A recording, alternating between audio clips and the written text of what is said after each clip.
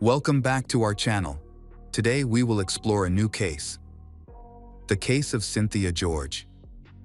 On an afternoon on June 16, 2001, an attack at a gas station in Akron, Ohio, shattered the peaceful atmosphere and claimed the life of a successful businessman once admired by the upper class. Ed George and Cynthia George were famous residents and were considered the wealthiest in the state of Ohio, USA. Ed was a successful Lebanese businessman who owned a banquet hall and a nightclub. He was one of 8 children in a Lebanese Catholic family. After completing his education at the University of Michigan, he joined the family business founded by his father, Edwin George, in 1948. Although the original building was destroyed by fire, Ed rebuilt it and expanded the venue to include an entertainment center for events. During its peak, the establishment hosted renowned musical acts. Cynthia George, Ed's wife, was a charming and attractive socialite, known for her petite frame, blonde hair, and striking blue eyes. They had 7 children together. Cynthia grew up in North Canton in a low-income family. Her father worked as a miner, and her mother took care of the home and children. Lacking exposure to wealth, Cynthia began working at a young age. Although she couldn't afford higher education, she quickly realized that her looks could provide her with a path to a more comfortable life, leading her to pursue a career as a dancer. At this time, Cynthia, a 20-year-old, attended a nightclub casting call in 1978, managed by Ed, who was 15 years her senior. Although she didn't get the job, she caught Ed's attention and they began dating. He seemed to be a convinced Catholic and was in no hurry to get married. However, after 6 years together, they got married in a lavish ceremony attended by over 500 guests. This marriage fulfilled Cynthia's dream of a luxurious lifestyle. Cynthia and Ed moved into a spacious mansion with 5 bedrooms and 5 bathrooms. First of all, they wanted children, and over the next few years, Cynthia gave birth to 4 daughters. Ed felt this wasn't enough, so they adopted 2 boys. In 1994, at the age of 40, Cynthia became pregnant again and had another girl. The family comfortably managed their large household with the help of servants and a steady income from an upscale restaurant at the club. Despite his busy work schedule, Ed always made time for his children. He would comb his daughter's hair every morning, assist with their homework in the evenings. Being a person with a healthy lifestyle, he is never absent from any sporting event. Meanwhile, Cynthia relies heavily on nannies to take care of her children and enjoys a leisurely life of partying and shopping. Her husband supported this lifestyle, giving her plenty of freedom. While his substantial wealth, Cynthia often complained about receiving too little money, even though she indulged in whatever she wanted. In fact, Cynthia turned out to be not such a decent woman as she initially seemed. From the first years of marriage, she had lovers that her husband did not suspect. She flirted and met different men right in his club. One of her main lovers was Jeff Zach, a tall and charming man known for his appeal to women. He had Israeli roots. By 1976, he dropped out of school and decided to move to his homeland to study his Jewish origins. He became a citizen of Israel and even served in the army as a paratrooper. Jeff was multilingual and claimed to be a special agent involved in real combat operations. After 3 years, he returned to the United States. At 29, he met a beautiful brunette named Bonnie Cook in an Arizona restaurant. They quickly fell in love, decided to solidify their union by marriage, and then have children. During this time, Bonnie discovered a different side of her husband. She noticed that Jeff seemed to have 2 contrasting personalities. One was calm and gentle, while the other was aggressive and cruel. These personalities appear unpredictably. 2 years after their wedding, they welcomed a son. During this period, Jeff attempted to start a new business. He had many different startup ideas, but none were successful. They managed to make ends meet and moved into a comfortable 2-story house in the small town of Stowe, Ohio. Here, Jeff began a business involving vending machines. Although he became somewhat calmer over time, he still frequently experienced angry outbursts. His violent nature even led to several legal issues. Shortly after moving in one evening, Bonnie and Jeff were dining at Ed's club when Bonnie noticed her husband staring intently at a beautiful stranger. During dinner, Jeff even complimented the blonde multiple times, which greatly upset Bonnie. This attractive woman was Cynthia. That night, Jeff also met Ed, the owner of the club, and realized that building a friendship with him could significantly benefit his business. He spent the rest of the evening socializing with Ed and his wife, leaving Bonnie alone at the table. Jeff and Ed quickly hit it off and began a friendship. Eventually, Bonnie and Cynthia also grew close, regularly visiting each other's families and celebrating holidays together. Ed invested in Jeff's business by purchasing 100 vending machines and connecting him with valuable partnerships. This investment allowed Jeff to place machines in prime locations throughout the city, leading to the success of his business. Despite the rapid development of the business, soon, Bonnie became the main breadwinner of the family. Her career as a real estate agent was thriving. During this time, Jeff retired a little from business Respawn and spent more time with their son. The boy helped service vending machines, buy products for them, and carry out scheduled repairs. Jeff also started attending his son's training sessions and sporting events. Despite the fact that the life of both families seemed ideal from the outside, problems continued inside. Cynthia, who was 40 years old at the time, struggled with depression. Her friends encouraged her to participate in a local beauty contest in Agaya in 2000, specifically for married women over 21. Although Cynthia met the age requirement, she would be competing against younger women, many nearly half her age. Despite this challenge, she was determined and motivated. Winning the contest could allow her to represent her state at the national level and potentially advance to international competitions. The prizes included gold jewelry and complimentary beauty salon appointments. Cynthia was motivated by a desire to win and prove that she was the most beautiful in the city and the state. Her main goal was to gain influence. To prepare for the beauty contest, she tightened her diet and increased her training. Ultimately, Cynthia placed third in the competition. Despite her disappointment, she held her head high and smiled when the winner was announced. Competing at 40 years old as a mother of 7 against 20-year-olds was a significant achievement in itself. Even though she didn't win first place, her popularity grew.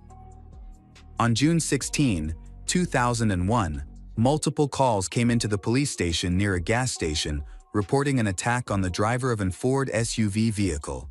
2 witnesses heard an explosion and saw a man, injured in the head, still alive but struggling to breathe. Fortunately, a nearby nurse intervened, with help from another bystander, to pull the victim out of the car and provide first aid. They called emergency services and managed to keep the driver alive until paramedics arrived.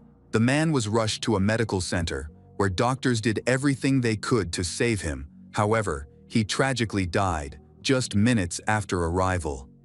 Law enforcement quickly secured the area and the vehicle.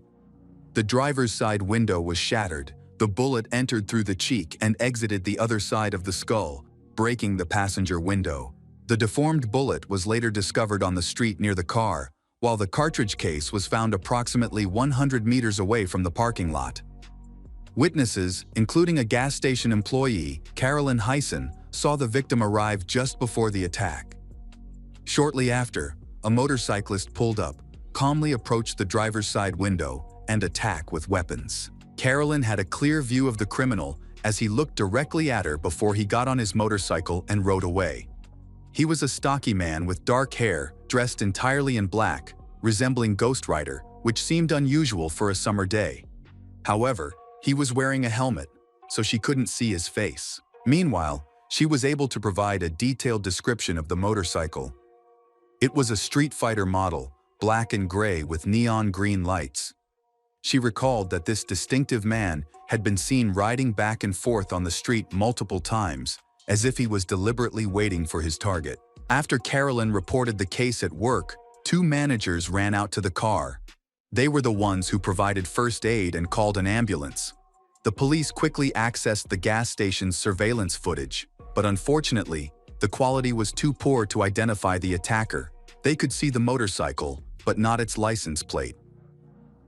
Detectives began investigating the identity of the murdered man to compile a list of potential suspects. To their surprise, they discovered that many people had negative opinions about him. Jeff was known to be difficult, hot-tempered, and often argued with neighbors over trivial matters. The investigation found that Jeff had several problematic business relationships and was involved with married women. He also had a criminal record. In 1981, he was convicted for running an illegal escort agency in Arizona. At the store where he frequently purchased supplies for his machines, people spoke poorly of him. He was notorious for flirting with attractive female employees, many of whom were schoolgirls working part-time. One witness recounted an incident involving a 17-year-old girl whom Jeff harassed to obtain her phone number. After she reluctantly provided it, he began calling her incessantly, offering money for intimate.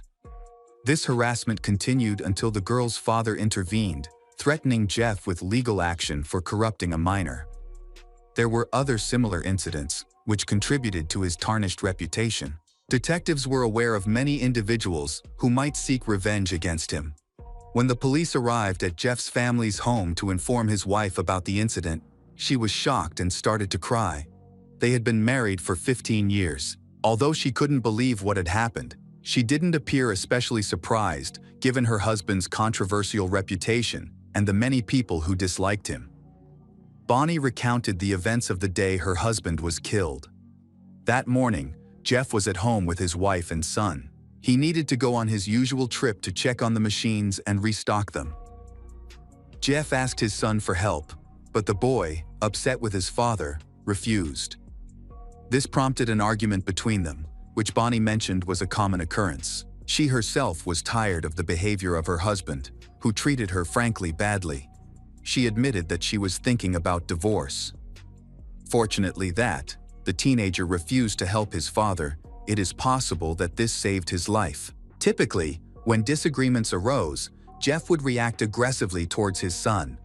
During one instance, he attempted to involve Bonnie in an unpleasant discussion, but she chose to ignore him. He then claimed to have found a new woman who was superior to Bonnie in every way. She recognized this as another attempt to provoke her and continued to disregard his comment. To back up his claim, Jeff left the house, stating he was going to see his mistress. However, in reality, he went to wholesale warehouses to purchase items for vending machines. For several hours, he was in stores arranging merchandise, with this confirmed by witnesses and surveillance footage. The trips ended with a stop near a gas station where the killer acted quickly. There was reason to believe that Jeff was a big fan of lying. He frequently confided in a friend for the most intimate things. The police interviewed this friend, and he confirmed that Jeff tended to exaggerate his past to fit in with wealthier social circles. They also spoke with the victim's son. He supported his mother's account of a conflict with his father that morning. He struggled with mixed emotions regarding his parents. He loved his father, as they had grown closer recently. However, he was deeply troubled by his father's treatment of his mother, having witnessed years of emotional abuse and infidelity. The schoolboy really wanted to help find the killer. The numerous betrayals of Jeff seemed like a valuable clue. In addition, shortly before the massacre, Jeff deceived the contractors who were doing construction work. He paid them only about $7,000, less than the initial agreement, under a far-fetched pretext. However, these builders had a confirmed alibi. Bonnie stated that she didn't have specific suspicions about the killer, but she described Jeff as having a nasty and aggressive personality, which could lead him into trouble at any moment. She mentioned that he frequently received threatening messages and calls. One of the strange messages was saved on the answering machine, and she showed it to the police. It was received on Wednesday, June 13, at 2:55 p.m. from a man. According to Bonnie, when Jeff listened to the message, he became visibly agitated. Previously, he had taken such calls lightly, sometimes even joking about them, but this time he became restless and started pacing the room, deep in thought. Bonnie didn't know who the caller was, but she felt the voice on the recording sounded menacing. After the conversation, he said goodbye and mentioned they would speak again soon. Bonnie revealed that her husband left and went into hiding for several days after the call. He only returned home on Saturday morning, just before his death, and was in a very bad mood. The police interviewed all of Jeff's relatives and friends. Even his parents described Jeff as a swindler and a manipulator, someone unreliable, often distracted, who could also be involved in mischief and intimidation. During their investigation, officials discovered light illegal substances in Jeff's pockets, pointing to another area of inquiry. It seemed Jeff had connections to the criminal underworld, or perhaps he owed someone money, and this became the reason for the massacre. However, this line of investigation also led to no new findings. A forensic expert established more details surrounding the cause of death. The bullet entered through the right ear, damaging the oral cavity and causing severe bleeding. Within minutes, his lungs filled with blood, leading to choking. The wound itself turned out to be non-fatal. After talking to people involved with Jeff, the detectives eventually contacted the George, who had a close relationship with Jeff. They discovered that Cynthia was one of Jeff's mistresses, and their affair had lasted nearly a decade. This revelation drew significant attention during the investigation. The investigators also was revealed that Cynthia had a history of infidelity, maintaining several extramarital relationships. Before, when the detectives arrived at George's family mansion, Cynthia answered the door. She appeared disoriented, speaking slowly and in a confused manner. She claimed to already know about the murder because her husband showed her a newspaper that reported on Jeff's death on the front page. This event upset her. Cynthia was reluctant to answer many of their questions. She gave vague responses to some inquiries and ignored others altogether. Ed also responded evasively, denying any involvement of their family in the tragedy. They was clearly trying to avoid being connected to the investigation or appearing in police reports, as this could harm their reputation. Cynthia provided an alibi for both herself and Ed. Then that was verified.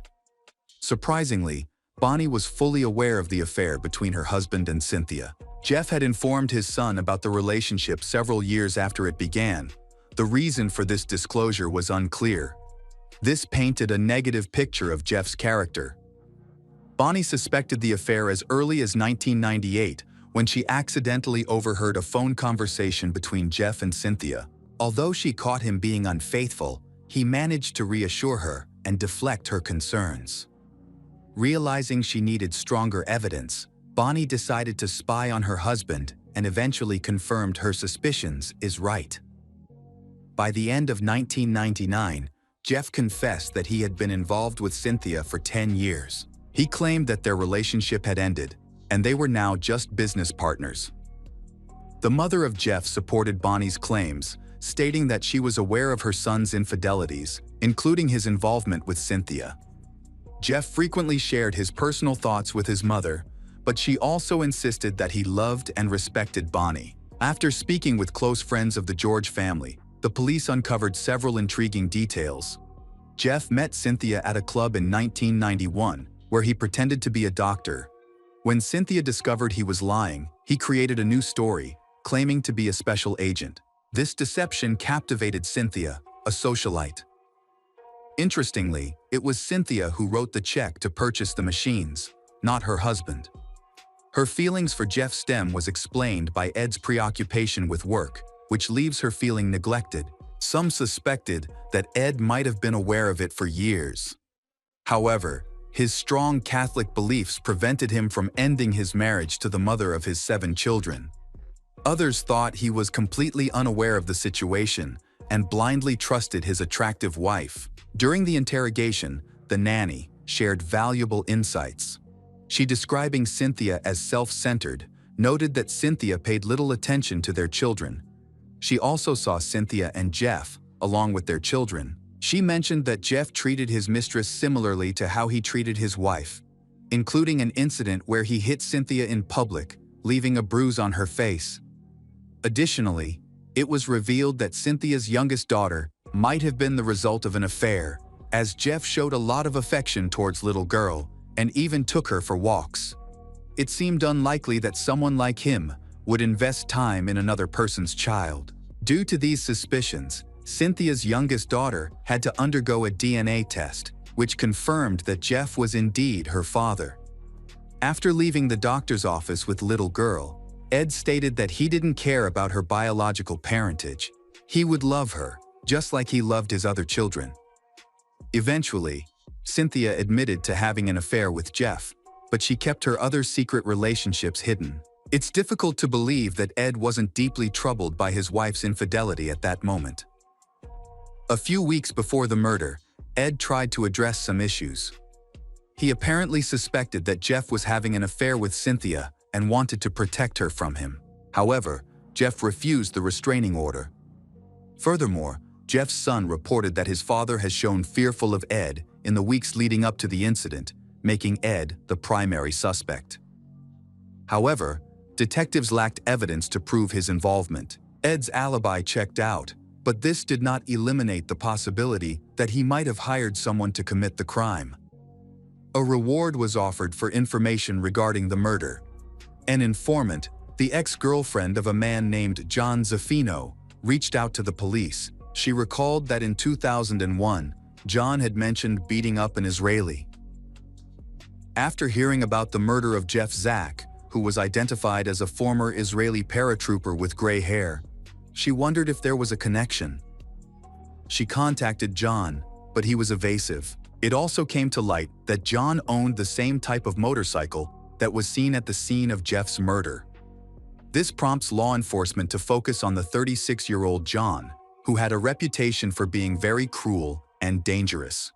Immediately after, she ended the relationship because she feared for her safety. After experiencing multiple incidents of domestic violence, the woman decided to call John and asked several leading questions. Through their conversation, it became apparent that John might be involved in Jeff's death. She also engaged in several more similar phone calls, attempting to extract a confession from him, but he responded in a paranoid manner, avoiding direct answers. Upon investigating John, it was discovered that he had access to a .357 Magnum weapon, which was the same type as the Jeff's murder weapon. Interestingly, it was also confirmed by multiple witnesses that he knew Cynthia. The story is reenacted that Cynthia met John, an unemployed truck driver, in 2000, and they began an affair while she was still in a relationship with Jeff. 9 months later, in May 2001, she decided to end her relationship with Jeff and asked him to stop contacting her. However, Jeff was persistent and continued to call. Cynthia's husband noticed these unusual phone calls and suspected her. Whenever he picked up, the caller would hang up immediately. Ed did not want a public investigation and public attention to his private life, so he did nothing. Yet, he suspected that at the center of this problem was his wife's relationship with John. Details of their relationship become clearer when several expensive purchases John are discovered. John claimed he was at a car dealership about 40 minutes from the crime scene at the time of the attack. However, the investigation revealed that he was actually on a mobile phone call and his location was tracked to a gas station. He only arrived at the car dealership 2 hours later. Investigators were able to track John's geolocation and review his phone records, leading them to suspect that Cynthia had ordered the crime. Adding to the evidence, a voice analysis confirmed that a threatening phone call received by Jeff was directed at John. The police believed that Jeff had begun threatening Cynthia when she decided to end their relationship, which he strongly opposed, which was quite consistent with Jeff's temperament. Feeling threatened, Cynthia decided to take action against him. On the tragic morning following an argument with his wife and son, Jeff looked up information about Cynthia, who he was deeply infatuated with and wanted to keep. The prosecution presented a clear narrative, but there was no evidence implicating Cynthia, so only John was taken into custody. John Zaffino's trial started on February 26, 2003. When called to testify on March 7, Cynthia chose to invoke her Fifth Amendment right, which allows her to avoid self-incrimination. Ed made the same choice. The main witness for the prosecution was John's ex-girlfriend, who detailed events from John's life leading up to the murder. The investigators also provided the murder weapon and confirmed that John owned it. Ballistic tests eliminated any doubts about this connection. However, there were no eyewitnesses identifying John as the perpetrator, nor was there any DNA evidence at the crime scene, which made the prosecutor's job more challenging. On March 10, 2003, after 4 hours of deliberation, John Zaffino was convicted of conspiracy to commit murder. He was sentenced to life in prison with the possibility of parole. 23 years after the verdict, Bonnie approached John, stating that he was merely a pawn while Cynthia enjoyed a lavish lifestyle, asked if it was worth it. She likely hoped John would express his anger and reveal the truth, but he chose to remain silent. For a long time, the police lacked solid evidence against Cynthia. To bring her to justice, they gathered information about her involvement, piece by piece. On January 10, 2005, Cynthia was arrested while shopping. Ed posted bail of $2 million, allowing her to remain at home until her trial began in November 2005. The case gained momentum when new evidence emerged. Investigators discovered that John had planned to attack Jeff on May 8 while Jeff was relaxing in a national park. During this time, John was on a bridge talking on the phone with Cynthia for about 3 hours. She was also on another call with Jeff, coordinating their actions. The attack was interrupted when a park ranger noticed John's weapon case. When questioned, John claimed this was a misunderstanding and waiting for his girlfriend. A week later, a mushroom picker found a weapon in the park, which provided indirect evidence of Cynthia's involvement in the conspiracy. Ed hired a strong defense team of 5 lawyers for his wife, significantly reducing the prosecution's chances of success. During the trial, many revealing details emerged about Cynthia and her affair with John. The investigators was noted that Cynthia even paid for John's lawyers. One significant piece of evidence included recorded phone conversations between John and his sisters, which featured incriminating remarks in which he pressured Cynthia to uphold her part of their agreement. The defense argued that Cynthia had no reason to want Jeff dead and no motive to be involved in a murder plot. In contrast, the prosecution firmly claimed that Cynthia had a motive for the murder. After their breakup, Jeff tried to keep Cynthia in his life. They frequently argued, especially concerning their daughter, whom he threatened to take with him to Israel. Cynthia also felt at risk of their affair being revealed by Jeff, which could lead to her public humiliation. During the trial, 2 letters from Cynthia to John, who was in prison, were presented. These letters revealed their ongoing romantic relationship and showed that she remained deeply connected to him. In one letter, she sent him a Bible and expressed that she frequently prays for him. After facing public humiliation due to Cynthia's actions, Ed defended her against conspiracy charges. He emphasized his commitment to their marriage vows and refused to seek a divorce. Surprisingly, Cynthia chose not to testify in her defense, and John also did not take the stand. Ultimately, Cynthia was found guilty of conspiracy to commit murder and received, with the possibility of parole in a year. After the trial, Ed continued to defend his wife. He hired new lawyers who filed an appeal on her behalf. Cynthia served 16 months before she was released on March 22 after Ohio's 9th District Court of Appeals ruled that the circumstantial evidence presented by prosecutors, including phone records, correspondence, and financial documents, was insufficient to prove her guilty. Cynthia continues to live a normal life now. Hey detectives, welcome back. We've got another mysterious case to explore, the case of Kara Nichols. Kara Nichols, born on May 20, 1993, was the middle child in her family. She grew up with her brother Terrence and younger sister, living in a very united and loving family. Sociable and friendly, Kara thrived in school and had a strong passion for art, particularly painting. Her talent has won her many awards in art competitions. At the same time, she is also considered to have a promising future. She is also very empathetic, often understanding and feeling other people's pain as her own. During her teenage years, Kara's behavior changed a lot. She became introverted, and her academic performance dropped. At the age of 13, she was arrested for shoplifting and sentenced to community service. Her parents, Julia and Paul, were confused by this sudden change in their daughter. She never lacked for anything, so her stealing may have been her way of rebelling against established norms. At 16, Kara's mental health deteriorated after the death of her beloved dog, plunging her into a deep depression. Her parents arranged for her to see a psychologist, but the sessions were ineffective, and her condition worsened. Eventually, she was admitted to a psychiatric hospital, where she was diagnosed with a personality disorder. After a short period of treatment, her condition improved with prescribed medication. However, due to the many side effects of the medication, she decided to stop taking it and turned to illegal substances, believing they would be a better alternative to antipsychotics. Before graduating, she had to transfer schools several times because of behavioral problems. After graduating from high school, Kara worked as a waitress, while also pursuing her childhood dream of becoming a model. With her attractive appearance, she believes that she will succeed in this field. She has been working hard to find modeling agencies and increase her body of work.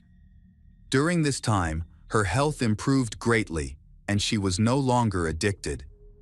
However, over time, she came to understand that success in modeling required more than just beauty. It also depended on luck and connections. In the summer of 2012, Kara's family relocated to Chicago, Illinois. Unfortunately, the move was difficult for she, and her depression returned. Stress caused her to turn to drugs again, despite her parents' best efforts to support her and take her to a rehab facility. In the end, she was kicked out of there for not following the rules. Her parents were worried, not only because of her behavior, but also because of how she was funding her addiction. Her salary as a waitress was not enough to cover these expenses. Kara's parents felt disheartened. Her mental state changed from day to day. After some brief conversations, she decided to move back to her hometown, believing that being in familiar surroundings and reconnecting with old friends would help her recover. Although her family disliked the idea, they couldn't persuade her to stay. Eventually, she returned to Colorado Springs, and her brother Terrence promised to help her. The care and affection the two siblings showed each other comforted their parents. However, Kara valued her liberty and chose not to live with Terrence, visiting him only occasionally. Instead, she decided to rent an apartment with 3 male friends, which shocked her parents when they found out. They insisted she move out, but she refused, explaining that she had no better options and felt the men were no danger. Gradually, life returned to normal for Kara. She resumed her previous job and continued her modeling career by creating a profile on Model Mayhem. Over time, she received more modeling offers, but they didn't produce the results she had hoped for. Standing out among thousands of profiles proved is big challenge. Eventually, Kara encountered financial difficulties. She fell behind on her rent and had to eat food from his roommate. She confided in her brother, Terrence, who provided her with financial support. She was determined to seize the opportunity she received on October 9. However, no one expected that night to be her last. At the time of her disappearance, Kara was 19 years old. She was last seen wearing a hooded sweatshirt, dark jeans, white DC sneakers, and pink headphones. Kara is a girl with outstanding height, with green eyes, and has 2 tattoos, a marijuana leaf on her right ankle and an astronaut on her left wrist. She also had multiple piercings on her ears and above her lip. Flyers distributed in the area described these features, along with other details about her appearance. It was also noted that she struggled with bipolar disorder or borderline personality disorder. Her older brother, Terrence, was the first to suspect that something was wrong. Soon after, her parents, Julia and Paul Nichols, joined the search for their daughter. Although Kara used banned substances, but her family knew she always stayed in touch and kept them updated about her whereabouts. When she failed to call back on October 10 and 11, her family became increasingly concerned. They always cared for her, but she wanted to live freely and did not want to follow any constraints. Lately, she has become more withdrawn and only talks to her brother Terrence. Kara's modeling job did not bring in the expected income, so when she was offered a well-paying lingerie photo shoot, she eagerly accepted. She told her roommates about her plans and left late at night. The shoot was scheduled for early morning in Denver, so it was more convenient to leave the night before. She wasn't traveling alone, she was accompanied by colleagues from the industry. Since neither she nor her friends had a driver's license or a car, they managed to find someone to drive them. At first, Kara's story didn't raise any suspicions. People who know her often see her modeling profile and social networks filled with professional photos. Everything seemed normal until she failed to return the next day or the day after. The last time her brother, Terrence, spoke to her was at 11:45 p.m. on October 9. Their conversation was suddenly interrupted, and she did not call back. Terrence thought the phone was disconnected and went to sleep, not knowing that he would never hear his sister's voice again. As of October 10, Kara did not respond to any calls or messages. Her voicemail was consistently active. Terrence assumed she was either busy or resting after work. However, by October 11, there was still no word from her. This strange silence made him extremely worried, because it was not like Kara was always out of contact. Worried, Terrence decided to visit Kara's home and spoke with her neighbors. None of them had seen she in several days. One young man mentioned seeing her get into a dark-colored sedan around 11:00 p.m. Unfortunately, he couldn't identify the driver due to the darkness, but noted that she didn't seem to be alone. Terrence then went into Kara's room to look for clues. He noticed that her essential belongings, such as her cosmetics bag, purse, charger, and laptop, were still there. On the bedside table, he even found $300 in cash. It was clear she hadn't planned to leave for an extended period. When he opened her laptop, he discovered that she hadn't been online for more than 2 days. This was unusual, as she was often checking her email for modeling opportunities. Convinced that something was wrong, he reported her disappearance to the police. At the police station, Terrence explained everything in detail, but the police were in no hurry to begin the search. They argued that Kara was an adult and didn't have to inform anyone of her whereabouts. They suggested she might have been held up at a photo shoot, gone somewhere else, or possibly had a boyfriend no one knew about and was spending time with him. However, the police's explanation still did not reassure Terrence. He knew his sister well. No matter what happens, she will definitely contact him. He was certain something bad had happened to her. However, the police calmed him down and asked him to come back later. Terrence then contacted their parents. He explained the situation and asked for their help. He understood that in a situation as serious as this, there needs to be joint cooperation. Upon learning of their daughter's disappearance, the family quickly flew to Colorado Springs. When they received the news that their daughter was missing, Kara's family quickly flew to Colorado Springs. Her cell phone was still off, and she had missed an important appointment, which made them even more worried. They then went to the police station to ask the police to carefully review the report they had filed. The El Paso County Sheriff's Office eventually recognized that the circumstances surrounding her disappearance were concerning. Detectives contacted locals to find out information about Kara's whereabouts. Kara's parents permitted investigators to access her cell phone data. Experts confirmed that her last message was sent to her brother, Terrence. Data from her cellular provider indicated that on October 9th, her phone was traveling north before it was turned off. Friends and acquaintances joined the search, distributing flyers across Colorado Springs and Denver. Investigators also looked into other communication methods used by Kara, particularly her laptop. This leads to the discovery of a secret she has kept from her family. Some of her modeling jobs are actually a cover for a call girl service she has been involved in since she was 17.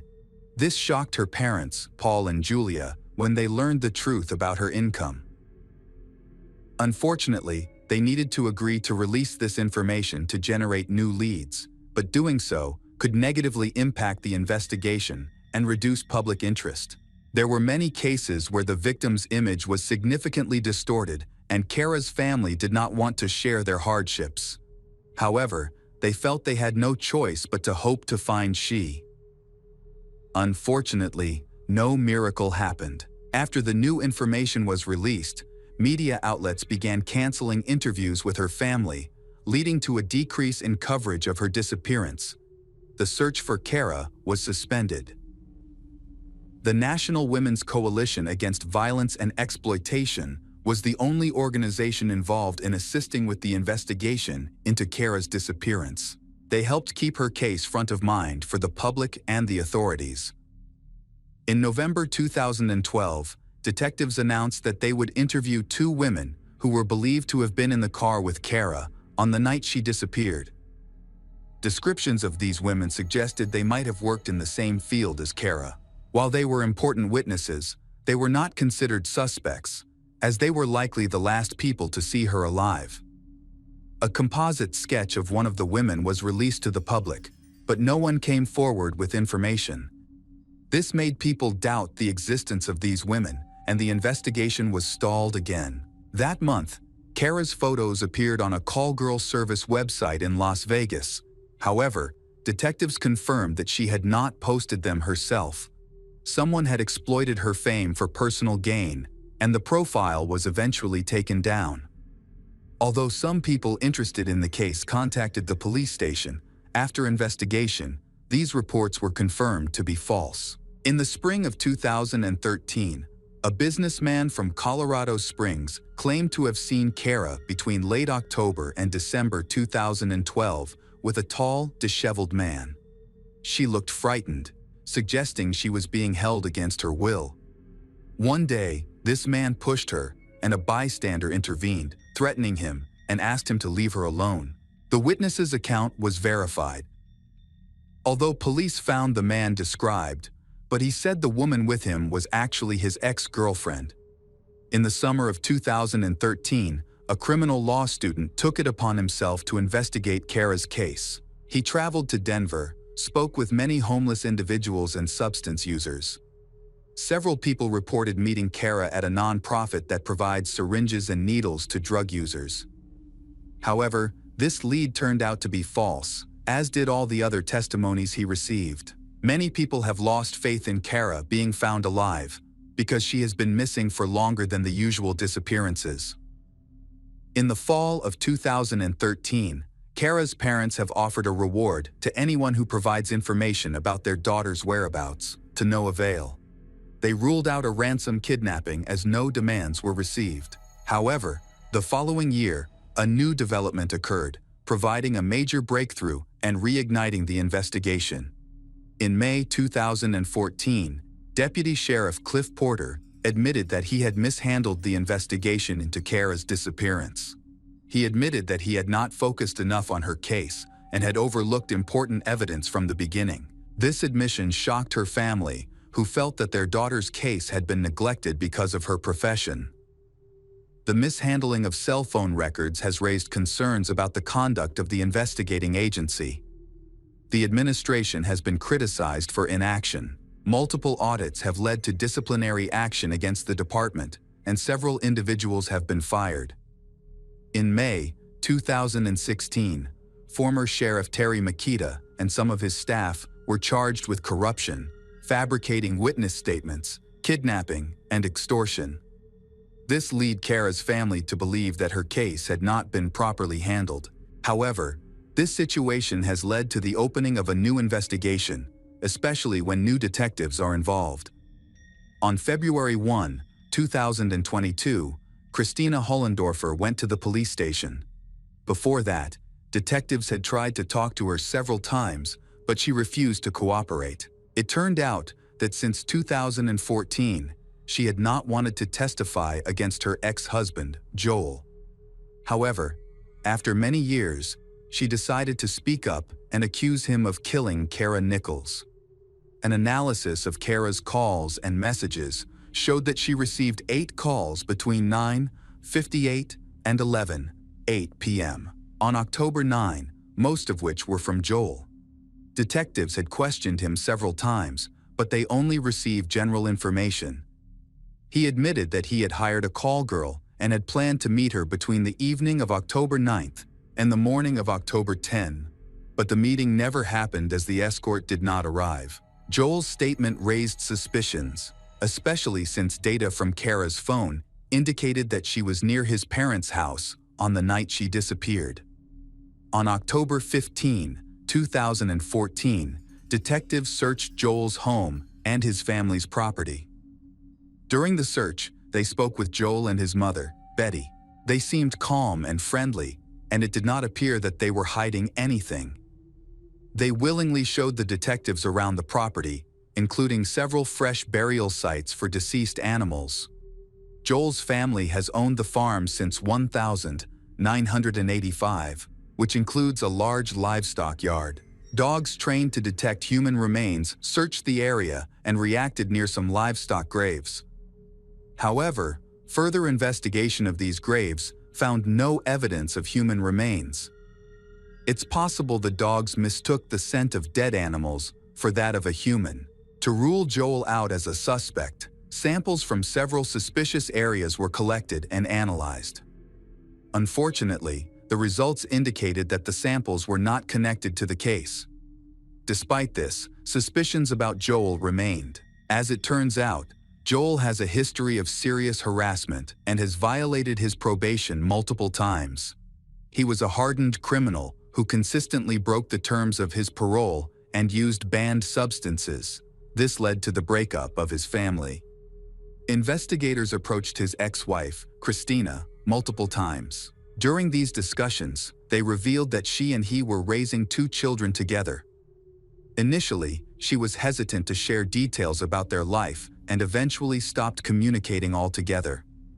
As a result, Joel remained the sole suspect in Kara's disappearance, along with other theories. After 8 years, new information about Joel has come to light. Christina claimed that in November 2014, he had confessed to her that he had accidentally killed a call girl and buried her body in an old horse grave.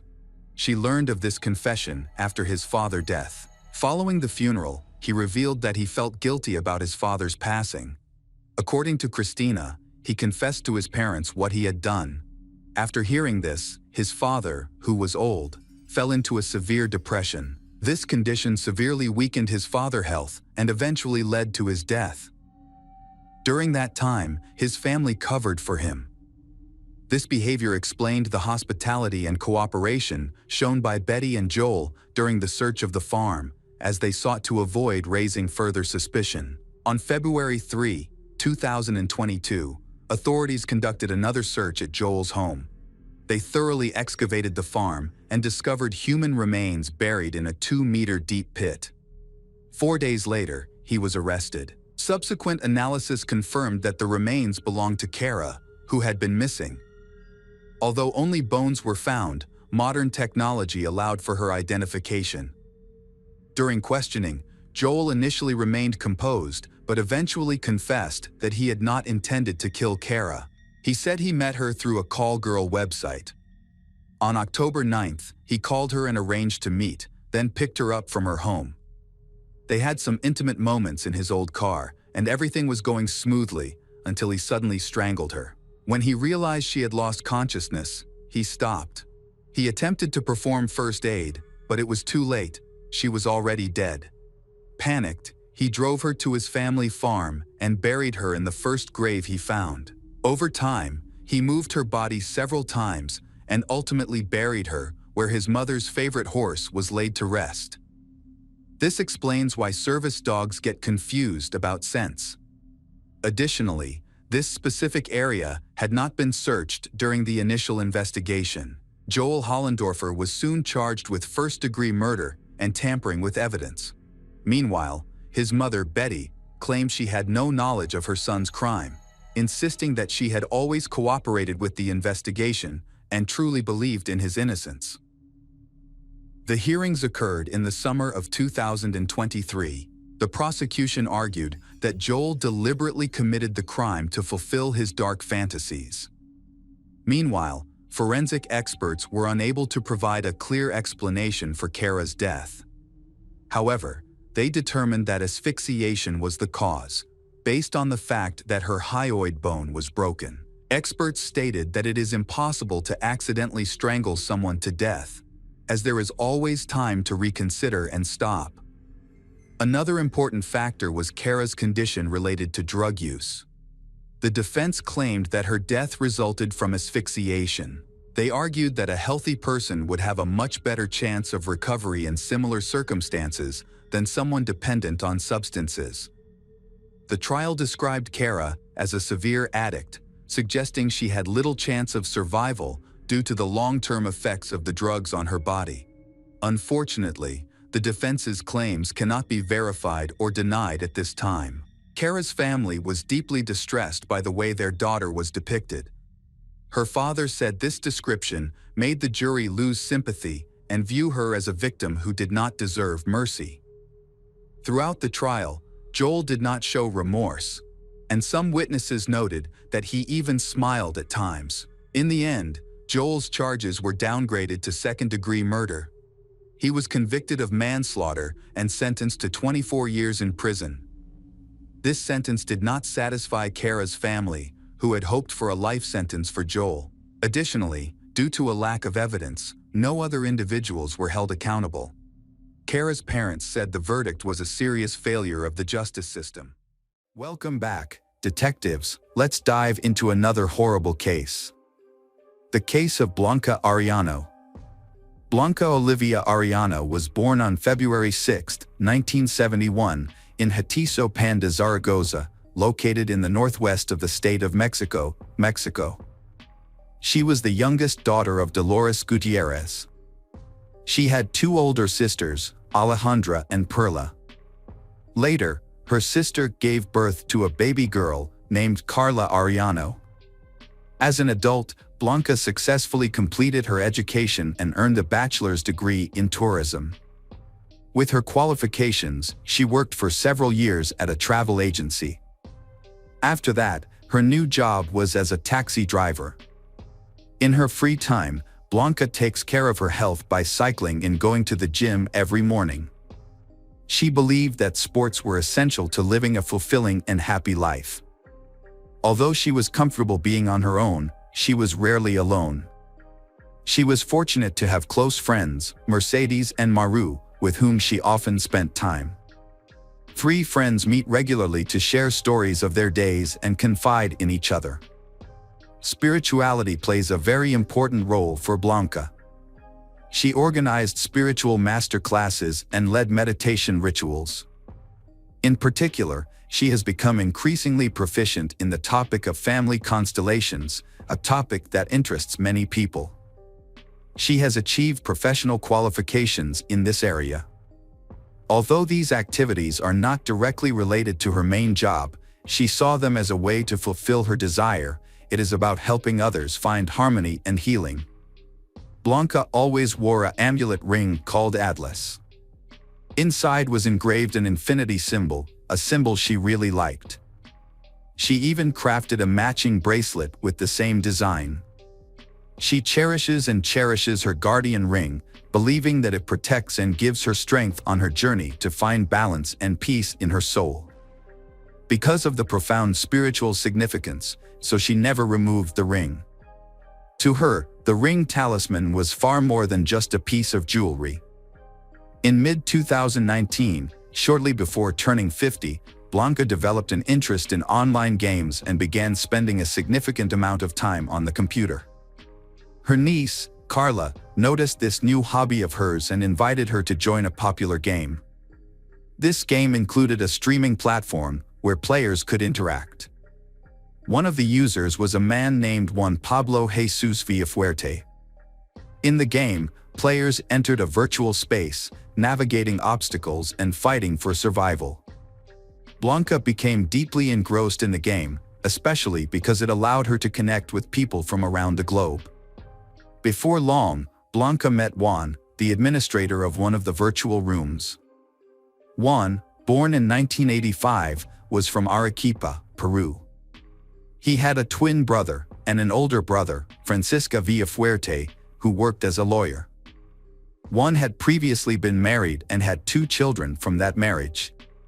However, after his wife accused him of domestic violence, the relationship ended in divorce. In 2016, Juan decided to move to the city of Hua, located 2 hours by car from Lima, the country's capital. There, he enrolled in the medical faculty of the National University named after José Faustino Sánchez Carrion. Through the internet, Juan met Blanca, and they began communicating regularly. Over time, their conversations became frequent, helped both understand each other better. He trusted she so much that he made her the administrator of his virtual game room. On March 2020, Blanca spent most of her time playing online games and talking to Juan. They frequently made video calls and watched movies together late into the night. Juan, who plays guitar, often sends her videos and songs he has composed specifically for her. On her 50th birthday, he even wrote a heartfelt post on her social media page. From that moment, their relationship shifted from friendship to romance. Blanca, deeply in love, felt happiness, but she was afraid to tell her mother, sister, and friends about it. Eventually, she decided to open up and express her feelings. Juan then revealed his wish to meet her in person, which required him to travel to Mexico. However, he later admitted he didn't have enough money for the trip. Determined to make it happen, she told Juan that she would travel to Peru to make her dream come true. It was meeting him face to face. Blanca was prepared for anything. Given her challenging financial situation, she decided to sell some of her belongings, including a car, a bicycle, and various pieces of clothing. She quickly managed to gather the necessary funds. In July 2022, Blanca purchased a plane ticket to Lima. Shortly before her departure, she informed her family about her plans. Initially, her decision surprised her mother and sisters. However, after some thought, Alejandra, her older sister, acknowledged that Blanca was an adult and had the right to make her own choices in life. Ultimately, Alejandra simply wished her younger sister well. On July 27, 2022, Blanca boarded the plane, eager to reunite with Juan. A new chapter in her life began. By 2:45 a.m. the next day, she had arrived in Peru, where Juan greeted her at Jorge Chávez Airport. Their first stop was at the riverside, where Juan introduced Blanca to his family. After this gathering, they went to a room Juan had rented from Mrs. Magdi Loli Milan. However, there was a complication. The room was rented for one person only, so they had to keep Blanca a secret. One might think that Blanca would feel uncomfortable in a foreign country, where she knew no one, but she was entirely unbothered. She stayed confident in her plans, which included buying a car and becoming a taxi driver in Lima. Driving was what she did best, and she's sure she could continue her usual work in a new city. She regularly contacts Alejandra and Carla to keep her loved ones updated. She shared details about her daily life and the beautiful places she managed to visit. Everything was going perfectly for her, just as she had envisioned. Blanca was also happy to share her excitement about a new romance. She and Juan lived near the beach, a location she adored. She often recorded videos of the stunning ocean views and sent them to her family. To stay connected with Juan while he was at school, she purchased a local mobile phone. She told her mother and Carla about the phone but, curiously, didn't share her new number with them. While this struck her family as a bit odd, everything else seemed fine, and they soon let it slip from their minds. While Juan was studying, Blanca spent time alone in her room attending online training sessions with her friend, Mercedes. It was an innocent activity, but Juan disapproved, so Blanca tried to keep it hidden until he got home. Then, she admitted to Mercedes that she was secretly participating in the training. This made Mercedes reflect on Juan's overly controlling behavior toward Blanca. She started thinking about it more and more, and over time, their relationship began to fall apart. At that time, Blanca had no job, no income either, so Juan was giving her $20 a week for expenses. Their arguments and disagreements became more frequent. Sometimes, Juan made excuses about having to attend classes so he wouldn't come home in the evening. In October 2022, Juan met a woman named Carmen Marin Castillo, who rented out a room for students in Northeast Lima. Immediately after that, he and Carmen fell in love. Soon, he started spending more and more time with Carmen. Feeling confident in his feelings for her, he decided to end things with Blanca. On November 6, 2022, around 2 p.m., Juan was in Lima and sent Blanca a message saying he would arrive in 3 hours. At approximately 6 p.m., he arrived at Mercedes in Deco Street, turned off the GPS on his phone, and went to meet Blanca. He attacked Blanca, striking her multiple times on the head and ribs. He continued beating her until she stopped breathing. Using his medical tools, he dismembered her body to make it easier to easily dispose of it. Realizing that Blanca could be identified by her tattoo, he removed it and distorted her fingerprints. The next morning, Juan started searching the internet for information on how to factory reset the phone Blanca used. Meanwhile, her loved ones grew anxious because they had stopped receiving messages from her. Carla is trying to find her aunt, Blanca. She reached out to Juan on social media to ask about her aunt's whereabouts. Juan claimed he had no information about Blanca's, but he explained that Blanca was unhappy with their relationship and had decided to go to Lima for a break. He added that, after realizing he couldn't give her the life she wanted, she planned to return to Mexico. Blanca's family found Juan's explanation puzzling. She had never mentioned her relationship with him nor expressed any desire to come back home.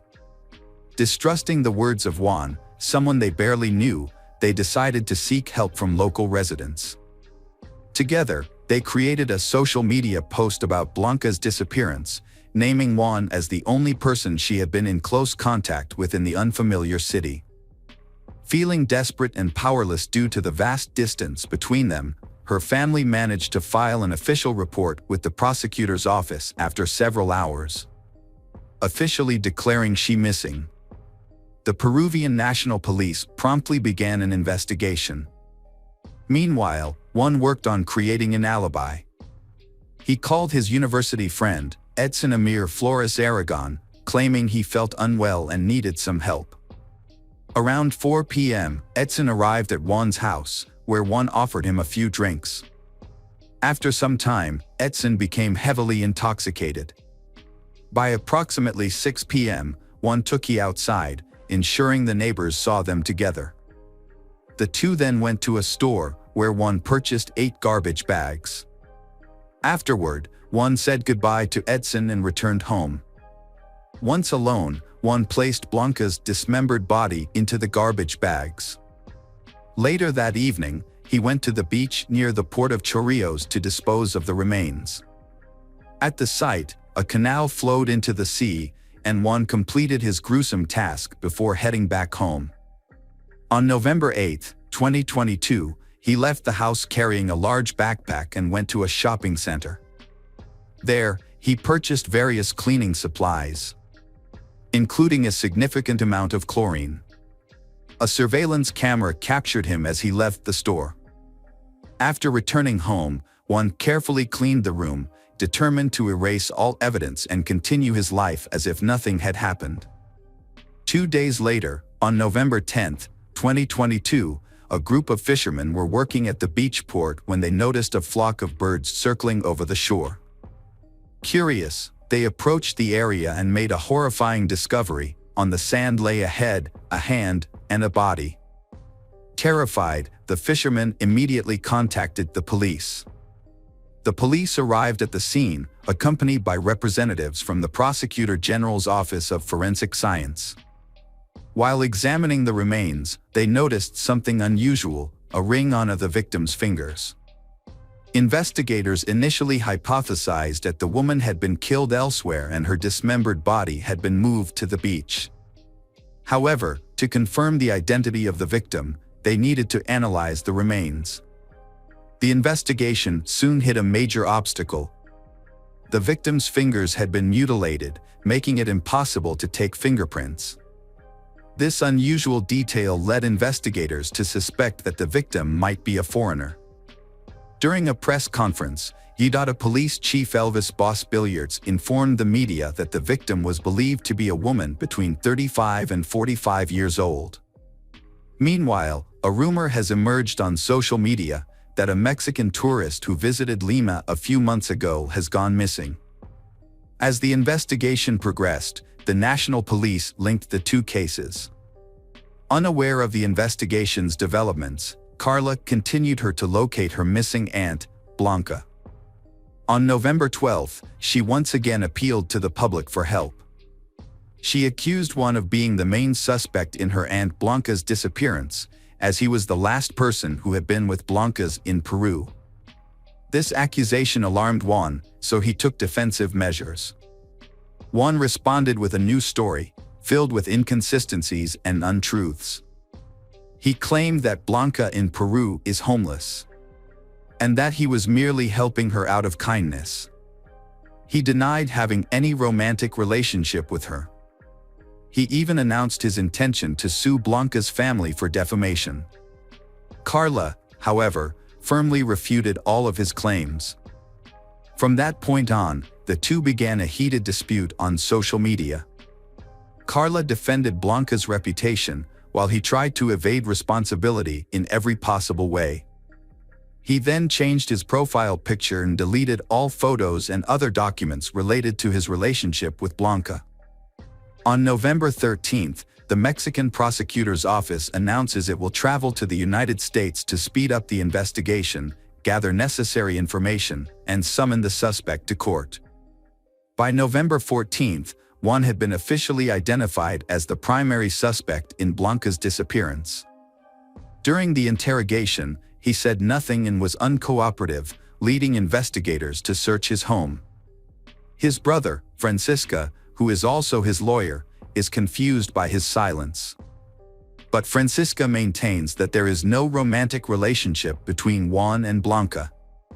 That same day, Blanca's relatives contacted the police to share key information, reporting that Juan had personally gone to the airport to pick up Blanca when she arrives in Lima.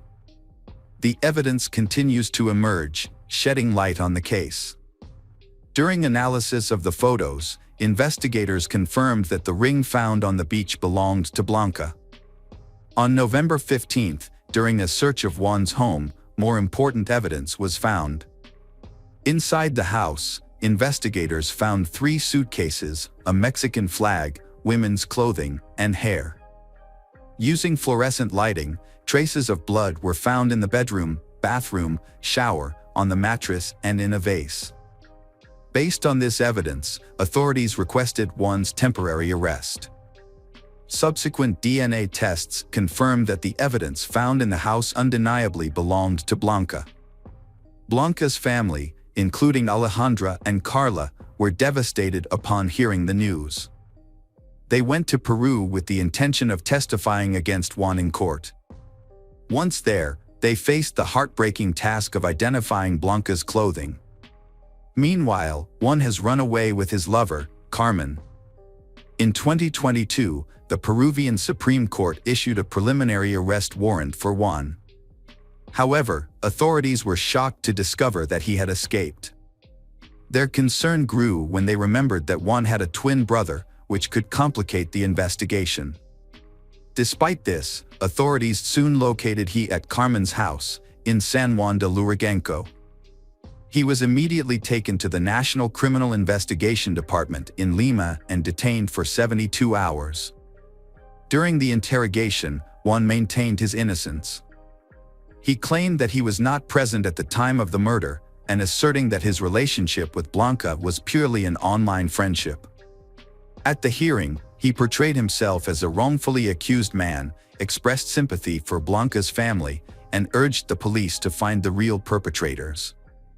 On November 22, 2022, a hearing was held where it was requested that one be placed in custody.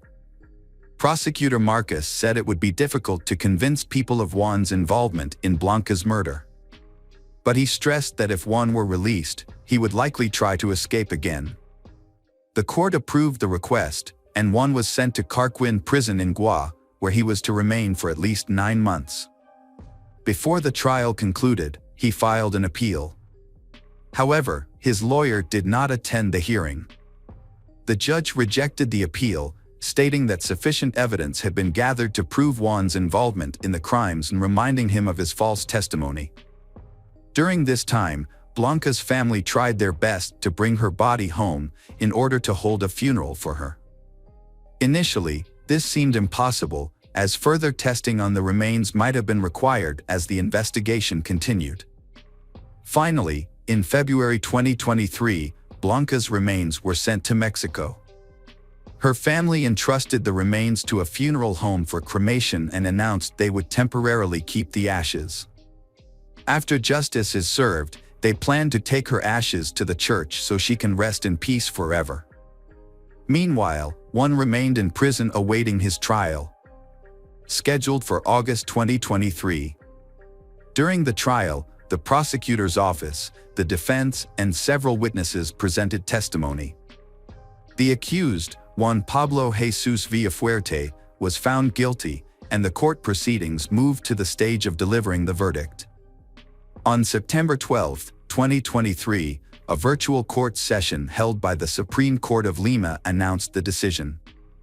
Present at the session were Juan, who was in prison, his lawyer, Fernando, and one of Blanca's sisters. In his statement, the judge said that although the prosecutor's office accused Juan of organ trafficking, the complaint was dismissed due to lack of evidence. However, the judge confirmed that Juan had used his medical expertise to dismember Blanca's body. Additional evidence also revealed that her personal belongings, including her passport, driver's license, and mobile phone, had been found in Juan's house. Thus, Juan Pablo Jesus Villafuerte was convicted of the murder of Blanca Arellano and sentenced to 35 years in prison. Furthermore, he was fined $1,000, payable to Blanca's family. After the verdict was announced, Carla, Blanca's niece, expressed her dissatisfaction. She argued that the 35-year sentence did not reflect the severity and cruelty of what Juan had done. She believes that such a sentence would allow rapists and murderers of women chance to reintegrate into society, something she finds unacceptable. Welcome back, detectives. Let's dive into another horrible case. The case of Bodhisattva Potter. This is a story about two lovers who met in school and wanted to spend all their free time together, believing their love would last forever. However, they were unaware of how brutally their happiness could be shattered by an unexpected tragedy. Bodhisattva Potter was born in 1991 in Newport Beach, California to Rick Potter and Scherzer. Bodhisattva also has an older brother named Zen. At the time of Bodhisattva and Zen's birth, both parents were in their 30s, and soon after, the family experienced significant career growth. Scherzer is a psychologist who specializes in working with autistic children. Her husband is a psychotherapist and also provides medical consultation. From a young age, Bodhisattva was very intelligent and kind. She was humble and maintained good relationships with everyone around her. All her teachers recognized her intellectual talent. Bodhisattva was also passionate about sports, especially gymnastics and basketball, and she pursued these hobbies and won several awards for her achievements. She also played the piano and sang. Her parents divorced in 1998. At the time, Bodhisattva was 8 years old and living in Newport Beach with her mother and brother. They moved to Hollandale, California, a small desert town with a population of just 6,000, about 2 hours away from their old home. Hollandale is an isolated community with a strong sense of community, with 2 large lakes that make it feel like an oasis in the desert. The town has about 2,000 homes and a well-developed sports and recreation infrastructure, making it feel like a small resort. Bodhisattva was accepted into the Lewis Center, an academy whose curriculum prepares students for entry into top universities. At this time, Zen moved back in with his father, and Bodhisattva stayed with his mother. Despite the distance, the 2 brothers often spent weekends and holidays together. Initially, Bodhisattva and her mother rented a house. In 2004, when she was 12 years old, her mother bought a plot of land near a lake to build her dream home. Bodhisattva was actively involved in the design of the new house, but the construction process took longer than expected due to high costs, so they continued to live in the rented house during this time. On Bodhisattva's 13th birthday, she gradually became more mature. She began to seek independence. Her mother recognized this change and allowed her daughter more freedom. Over time, Bodhisattva became interested in Hollywood and dreamed of becoming a film producer. By 2007, she was in high school and began dating Christopher Cody Thompson, her first love. They were a perfect match, sharing many interests in film, psychology, and architecture, and they enjoyed exploring abandoned buildings together. Cody, born in 1989 in Victorville, California, is 2 years older than Bodhisattva. He has 2 older sisters, Sarah and Katie. Cody is a young man passionate about nature and cycling, and he enjoys restoring custom bikes with his father. At the time he met Bodhisattva, Cody had been working as a teaching assistant for 2 years. People generally describe him as friendly and outgoing. Scherzer was surprised to find out that her daughter had a boyfriend. She felt that it was too early for her daughter to start a relationship and was prepared to intervene if necessary. However, as a psychologist, she realized that she needed to accompany her daughter. She understood that her daughter was growing up and that this journey could not be controlled by restrictions alone. Initially, she considered Cody to be a bit rude, which made her feel uncomfortable. However, as they began to communicate, they found common ground. The Scherzer soon realized that her initial judgment about Cody was wrong. He turned out to be a good person. She felt more secure about her daughter's relationship. Cody graduated from high school and began working for the family business, which helped him become financially independent. He was able to support himself and even buy his own car. He has a passion for exploring old buildings, so he scheduled a visit to an old military bunker that had been repurposed and is now open to the public. Initially, the place attracted many adventure lovers. Over time, it became a popular place for teenage parties. However, the place was not safe. The bunker was often used by addicts to do drugs, and people also came here to practice shooting for themselves. Despite these risks, Cody still wanted to visit because of its uniqueness. Many of his friends knew about it but disapproved of his hobby. However, Cody was attracted to the place and liked the feeling of being in a secret location. In December 2007, after turning 18, Cody planned to take his 16-year-old girlfriend, Bodhi, to the bunker to show her the place they both loved for exploring abandoned sites. Excited by the idea, Bodhi invited her mother to join them. Her mother, Scherzer, objected to the idea. She was shocked by the plans the couple had made. Scherzer warned that the place could be dangerous and forbade Bodhisattva from going there. Although Bodhisattva understood her mother's concerns, her rebellious teenage spirit got the better of her. She did not fully understand the dangers of the place. Despite her mother's warnings, she was determined to explore the bunker. In January 2008, Scherzer was in Newport on business. While her mother was away, Bodhisattva had a few days free to do whatever she wanted. She decided to take the opportunity to visit the shelter. At the time, Cody had planned to take 30 people from the school to the abandoned shelter in the woods. To get to the abandoned building, she asked her friend Andrew to drive her there. He picked Bodhisattva up from home and drove her there on the evening of Friday, January 4, 2008. Bodhisattva hid her intentions from her mother and brother. She told her brother that she was going to see their mother, while she assured her mother that she would stay home with her brother. Bodhisattva was clever enough to make her story sound believable, and her family believed her. On the evening of January 4th, when she and Andrew arrived at the bunker, several cars were there, including those of Cody and his friends. Everyone was enjoying the music and having a good time. Their group was quite large, making them feel safe. The teens explored the empty bunker and had fun until about 4 a.m. When everyone started to leave, Cody and Bodhisattva decided to stay and sleep overnight in his car under the stars, taking advantage of the time when their mother was not there.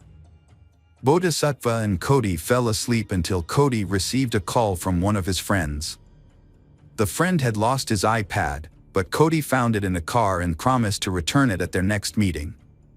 After the call, Cody went back to sleep and did not contact anyone again. Around 4:30 a.m., Scherzer woke up with a sharp pain in her chest, feeling as if she had been stabbed.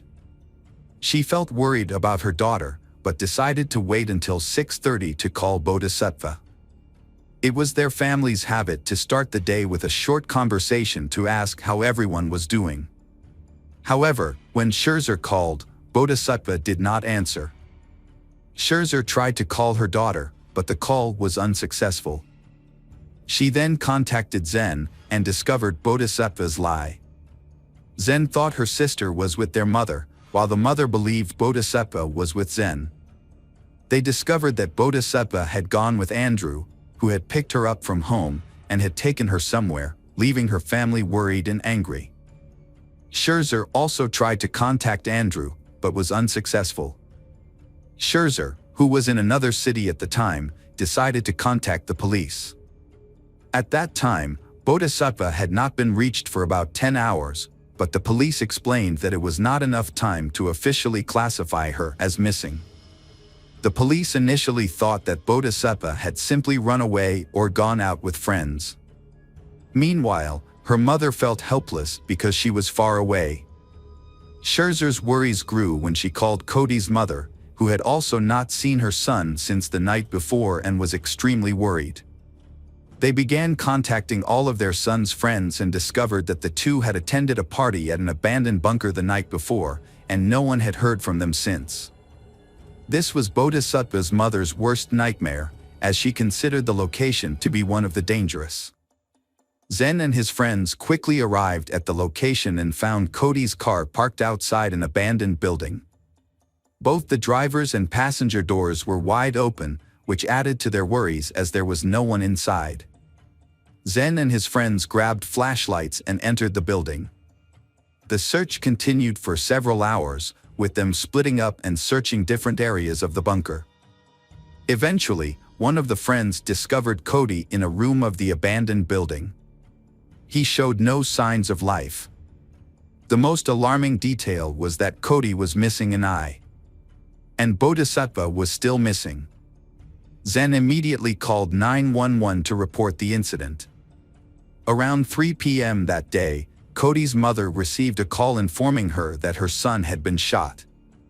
Upon hearing this, Bodhisattva's mother was extremely panicked, although she still held on to a faint hope that her daughter was alive. She then quickly went to the shelter to look for her daughter. Meanwhile, the police were on their way to the scene, but the journey took a long time.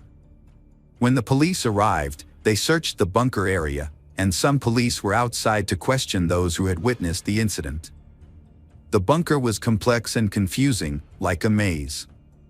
Inside, it was so dark that even the light of a few lanterns could not help the police gather information. The teenagers who found Cody's body helped the police locate him. He had a serious gunshot wound to the head, which caused him to lose an eye and eventually die. Cody's body was removed from the bunker, but the search did not end there. Because it was so dark inside, the police had to wait for generators and lights to be installed inside the bunker. Later, near where Cody's body was found, police also discovered Bodhisattva's body in the hallway. She had suffered gunshot wounds to the chest and head. There were no signs of rape. The weapon used was determined to be a handgun. Both victims had multiple wounds to their bodies. Unfortunately, there were no surveillance cameras inside the shelter. Police began questioning everyone who was at the party that night, hoping that someone might have seen something unusual. This information could be crucial in solving the case. None of the victims' belongings had been stolen, not even the iPad had been left in the car. There were no signs of sexual assault or struggle. Police were piecing together what might have happened on the night of the murder. After Cody's final phone call, the attackers forced the young couple out of the car and took them to a dark shelter, where they were shot one by one. It appears that Bodhisattva tried to escape but was caught at the end of the hallway and shot. The shocking murders of Bodhisattva and Cody caused widespread public outrage. Such a dangerous military site was easily accessible. It was not fenced, locked, or monitored. As a result, a debate arose over the demolition of the abandoned building. During the investigation, police learned that several years earlier, a young man had encountered a group of dangerous men in the area. The men were clean-shaven and acted aggressively, suggesting they were members of the same gang. However, the men were never seen again after that encounter. In their investigation, the police focused on a call made by a friend to Cody at 4:30 a.m., when Cody was still alive. Bodhisattva's mother then attempted to reach her daughter at 6:30 a.m. but was unable to make contact. This timeline indicates that the tragic events leading to the double murder occurred between these two calls, starting after 4:30 a.m. A large amount of evidence was collected at the crime scene. Forensic scientists had to analyze thousands of fingerprints and hundreds of spent cartridges, as well as a large amount of trash in the abandoned building, to determine what was related to the case. In addition, the victims' computers were confiscated for valuable information. Police believe that Cody and Bodhisattva may have had an argument with someone, leading to the attack. During questioning, some friends who attended the party recalled that 3 strangers entered the basement. These strangers, aged 17 to 18, arrived in a Honda Odyssey van around midnight and asked to join the party. They were allowed to stay and brought alcohol to share. Cody's group thought they were normal teenagers and didn't suspect anything unusual. However, none of Cody's friends could remember when the strangers left the party. On January 13th, the police received a crucial tip from Sean, an informant. He revealed that his friend, David Smith, had called him on the night of the murders, inviting Sean to a bunker for shooting practice. Sean declined the invitation. A few days later, David contacted him again, sounding very concerned. Sean asked David about recent events, and Sean received a vague answer that alluded to a serious crime. This led Sean to suspect that David might be involved in the double murder at the bunker, so he reported his concerns to the police. Police later interviewed a key witness, who identified David Smith as a 19-year-old from Limestone, about an hour and a half from Holy Dale.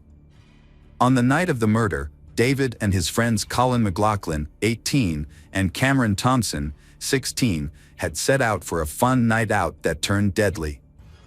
They drove Cameron's mother's SUV into the desert, where they stumbled upon a bunker party. The teens gathered there became their targets, leading to the tragic events that unfolded. In 2007, David, a former high school track and field athlete, lost his athletic scholarship to the University of California, Riverside after a disagreement with the head coach. Unable to pay for college, he was expelled and moved in with his friend Cameron, who then introduced him to Colin. The 3 quickly became close friends, but their aggressive behavior scared the local residents. The 3 criminals were arrested on January 17th. But all 3 denied any involvement in the crime. During a police search of their home, the police found the murder weapon. In addition, blood was found on clothing and shoes, and tests confirmed that the blood belonged to Bodhisattva and Cody, who were murdered. Friends who were present at the bunker that night identified the attackers as strangers who had brought alcohol to the party. All of the teens came from troubled families. Colin's father was a police officer, which gave them access to the weapon used in the murder. Colin, considered the ringleader of the group, had struggled with mental health issues since he was 5 years old. By the age of 17, Colin had attended 7 different schools and had spent some time in an adult detention center. He had significant difficulties adapting socially, which were made worse by his use of alcohol and drugs. During the investigation, many witnesses reported his troubling behavior. Colin even confided in friends that he had thoughts of killing. When he was angry or had an argument with his parents, he would often threaten to kill them. As Colin entered his teens, many people began to fear him, especially when he started talking about mass murder online. During a search of Colin's belongings, police discovered evidence that he had a history of violence. Colin had repeatedly threatened to kill others, including writing detailed notes about shooting up classmates. While in school, he was evaluated by a psychiatrist and diagnosed with bipolar disorder, and he was put on medication. At age 16, Colin faced court charges for attempting to build an explosive device, a year before he killed Bodhisattva and Cody. He was placed in juvenile detention and, upon his release, was placed on probation for several months. Prior to the killings, he had stopped taking his bipolar medication. The suspects, Colin McLaughlin, Cameron Thompson, and David Smith, have not confessed to the crime. However, during pre-trial hearings, Colin was identified as the primary perpetrator of the murder and was released on $2 million bail.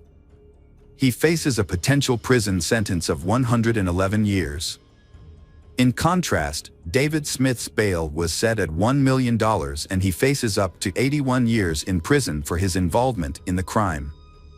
In February 2009, the prosecutor's office announced its intention to pursue the death penalty against Colin, while David and Cameron were likely to receive life sentences. The defense argued that Colin, who suffers from bipolar disorder, should receive treatment instead of being detained or executed. As a result, a psychological evaluation was ordered. In 2010, 2 forensic psychiatrists evaluated Colin and determined that he was mentally sound and aware of his actions at the time of the crime, meaning he was sane and competent to stand trial. Bodhisattva's mother Scherzer believed that the killer should not be executed. She felt that the appropriate punishment would be imprisonment for all 3 criminals so that they could understand the severity of their actions.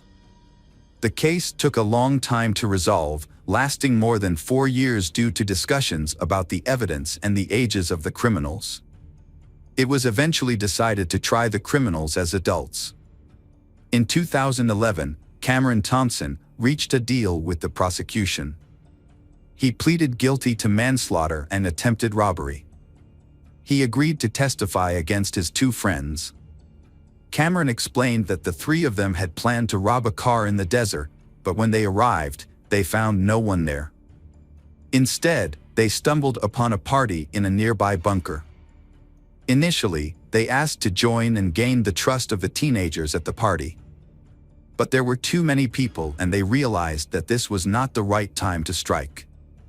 They decided to wait until most of the teens had left before attacking anyone.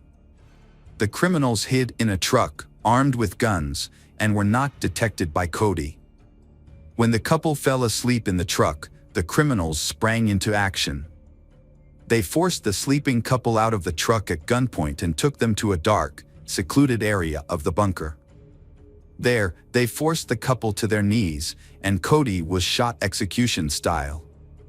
Bodhisattva tried to escape but was caught and shot by Colin.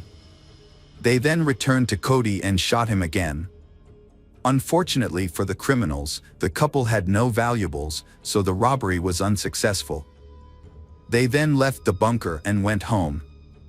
As part of the deal, Cameron was sentenced to life in prison. Although he had the right to apply for parole, his request was denied and he remains in custody. Colin also accepted a plea deal. Colin remained mostly calm throughout the trial. However, there were instances where he laughed, stuck out his tongue, or acted defiantly, suggesting underlying mental health issues. As a result, Colin was sentenced to life without the possibility of parole. In 2016, David Smith, a third defendant, also reached a deal. For his cooperation with police, he was sentenced to 50 years in prison and was eligible for parole after 12 years. Hi everyone, thanks for returning. Let's unravel another perplexing mystery.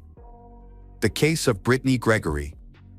Brittany Gregory was born on April 1, 1988 in Brigg, New Jersey, a small town.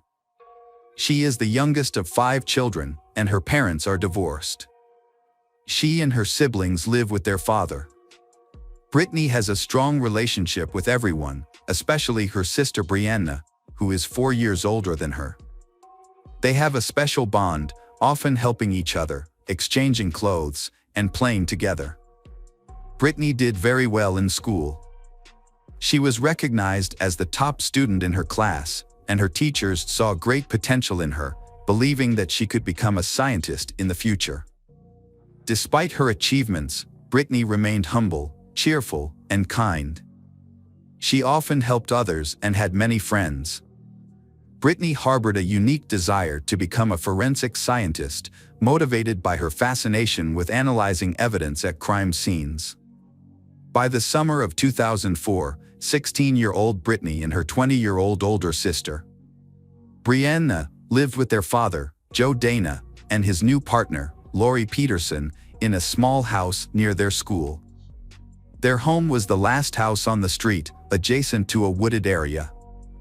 At that time, Brittany was dating an 18-year-old named John Fitzgerald. They had been in a relationship for nearly 2 years, and John was well-liked by Brittany's family. On Sunday, July 11, 2004, Brianna and her mother traveled to Toms River to visit Brittany's brother, who needed help caring for his daughter. While they were gone, Brittany called her mother on her cell phone. Voice was very sad, as if something was wrong. Her mother explained that they were too far from home to take Brittany to John's house right away, but that Brianna could come and help her in an hour. Brittany disagreed with this plan. Brianna was free about 45 minutes later and tried calling Brittany, but younger sister did not answer. Thinking that Brittany might be asleep or had found another way to get a ride, Brianna decided to go to bed. The next morning, Brianna came home to find that Brittany was missing. Although Brittany's belongings, including her phone, were still in her room, Brianna wondered if she had stayed overnight at John's place. However, it didn't make sense for her to leave without telling anyone, especially without her phone. Worried, Brianna began calling all of Brittany's friends to see if they had seen her, but no one had any information. Brianna then called John, who said that he last spoke to Brittany on Sunday morning and that she had not visited him since. Realizing that something was wrong, Brianna rushed to the police station to report Brittany missing. The police initially dismissed Brianna's concerns about younger sister, Brittany. They thought Brittany might have run away or was just hanging out with friends. Brianna told the police that she had already reached out to all of Brittany's friends and her boyfriend, but no one had seen her. She stressed that her sister wouldn't have run away because she was a dedicated student who preferred spending time in the library. After some convincing from Brianna, the police began to take the situation more seriously, and police started their investigation. Their first visit was to the father's house, where Brittany had last been seen, to look for clues. They found Brittany's purse, phone, and wallet still in her room, and everything seemed normal, no signs of struggle. Police also interviewed all family members living in the home and confirmed that each had an alibi. Posters featuring pictures of the Brittany were placed throughout the city as police began searching the area around her house and interviewing neighbors for information. They found that her house was at the end of the street, adjacent to a wooded area. Although none of the neighbors reported anything unusual that evening, one neighbor remembered seeing a girl resembling Brittany walking down the street late Friday night, 2 days before she went missing. Brianna told the police that Brittany and John had been having a difficult relationship, often arguing, and that they had another fight on the day she disappeared.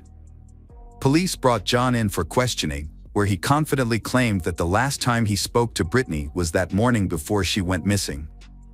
John was at the beach with friends, and he was not enjoying himself.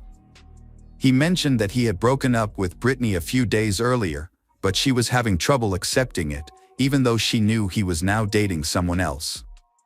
John did not plan to see Brittany that evening and was unaware that she was coming to meet him. However, he shared an important detail: Brittany often took a path through the forest behind her father's house to visit him. When asked why he broke up with Brittany, John explained that she had kissed another guy at a party, which led him to end their relationship and start dating someone new. The last time he saw Brittany was on July 10th, the day before she disappeared. On that day, she gave him a letter in which she expressed a desire to reconcile. The police requested to see this letter, and John provided it to them. In the letter, Brittany apologized for her actions, acknowledged that she had hurt John, and asked if they could remain friends. John appeared genuinely worried and anxious about Brittany's disappearance. The police had no evidence against him and released him after he passed a background check and a polygraph test. Thereby, he was eliminated from the suspect list. Brittany's disappearance became increasingly puzzling. Contrary to her family's beliefs, she was not as shy as they thought. She attended parties, flirted with various guys, and would sometimes travel through the forest in the evenings to meet a guy who lived about 1.5 kilometers away. This raised concerns about what could have happened to her in the forest. Search efforts began there, focusing on a bike path that started near her house and led to the John's place. Despite searching for 3 days, no signs of her were found. The investigation hit a wall until a woman came forward. She had been in the park with her boyfriend that evening and remembered one vehicle avalanche pickup with distinctive wheels that passed by. She noted the license plate, and police traced the vehicle to a 23-year-old man named Anthony Geiger. When they investigated Anthony, they discovered that he was the ex-boyfriend of Brittany's older sister Bobby. They had ended their relationship a month earlier because he was jealous and made suspiciously friendly gestures toward Brittany. Brittany's friends noticed that at parties, Anthony often looked at her in a strange way and attempted to flirt with her. The last time they all gathered was for dinner, where Anthony flirted with Brittany again. This behavior raised suspicions, who thought he might have tracked down and kidnapped her. They brought him in for questioning. Anthony denied being near the woods on the evening of July 11th, but he admitted that he had a friendship with Brittany and had seen her frequently at parties and other gatherings. However, he denied his friend's claims that he had flirted with her, saying that Brittany was too nice for him and that he only saw her as a friend. He insisted that he had an alibi, saying that he had spent that evening at home with a new girlfriend. The girlfriend was contacted by police and she confirmed Anthony's alibi. With no substantial evidence against him, the police released Anthony. Police reviewed Brittany's letter to John and discovered disturbing notes in her breakup text messages. They began to worry that she might harm herself because of her breakup with her boyfriend. Brittany's parents, upon hearing this theory, firmly rejected the idea that their intelligent, ambitious daughter would take her end one's own life. They believed that she loved life too much and had made important plans for her future that a breakup would not derail. The investigation hit another dead end, prompting police to reach out to the public through the media in the hope of finding potential witnesses. Police from surrounding areas joined the effort and began searching the house where Brittany went missing. Brittany's parents decided it was time to take action to find their daughter. They began by visiting nearby homes and asking locals for information, but their efforts yielded no results. During a thorough search, the police discovered something interesting in the house: a letter hidden in a magazine. In the letter, Britney expressed her desire to enter a competition. She revealed that she came from a troubled family. Her mother was a drug addict who abandoned her when she was 9 years old. She now lived with her father and his partner, and their relationship was strained. In addition, her brother was in prison, and she visited him every weekend. She mentioned that she wasn't perfect, but she had a kind heart and wanted to be different from her parents. She was determined to create a better life for herself and dreamed of becoming a criminologist to help solve crimes. After the police read her letter, they identified new suspects, the Britney family, who had not been considered before. The police started investigating all the members of the Britney family, discovering that in the house where the Britney, there was a massage parlor for men. The massage parlor is run by Lauren Peterson, Britney's father's second wife. The house received daily visits from various men for private meetings, and the woman regularly saw clients. It appeared that the entire neighborhood was aware of this, and Lauren openly embraced her profession, handing out business cards widely. Neighbors reported witnessing illegal substances at her residence, raising suspicions that Lauren might also be involved in drug distribution. Police realized the teenager's disappearance was not coincidental. Something serious had occurred, indicating she was in danger. It was possible that one of Lauren's clients could have abducted Britney from the house. The police began checking Lauren's clients and discovered many unusual people among them. Soon, the news reported that the police had arrested a suspect in Britney's murder. The mother of the Britney recognized him as 38-year-old Jack Fuller, who had been a family friend for 20 years. He attended all their family vacations and kept in close contact with them.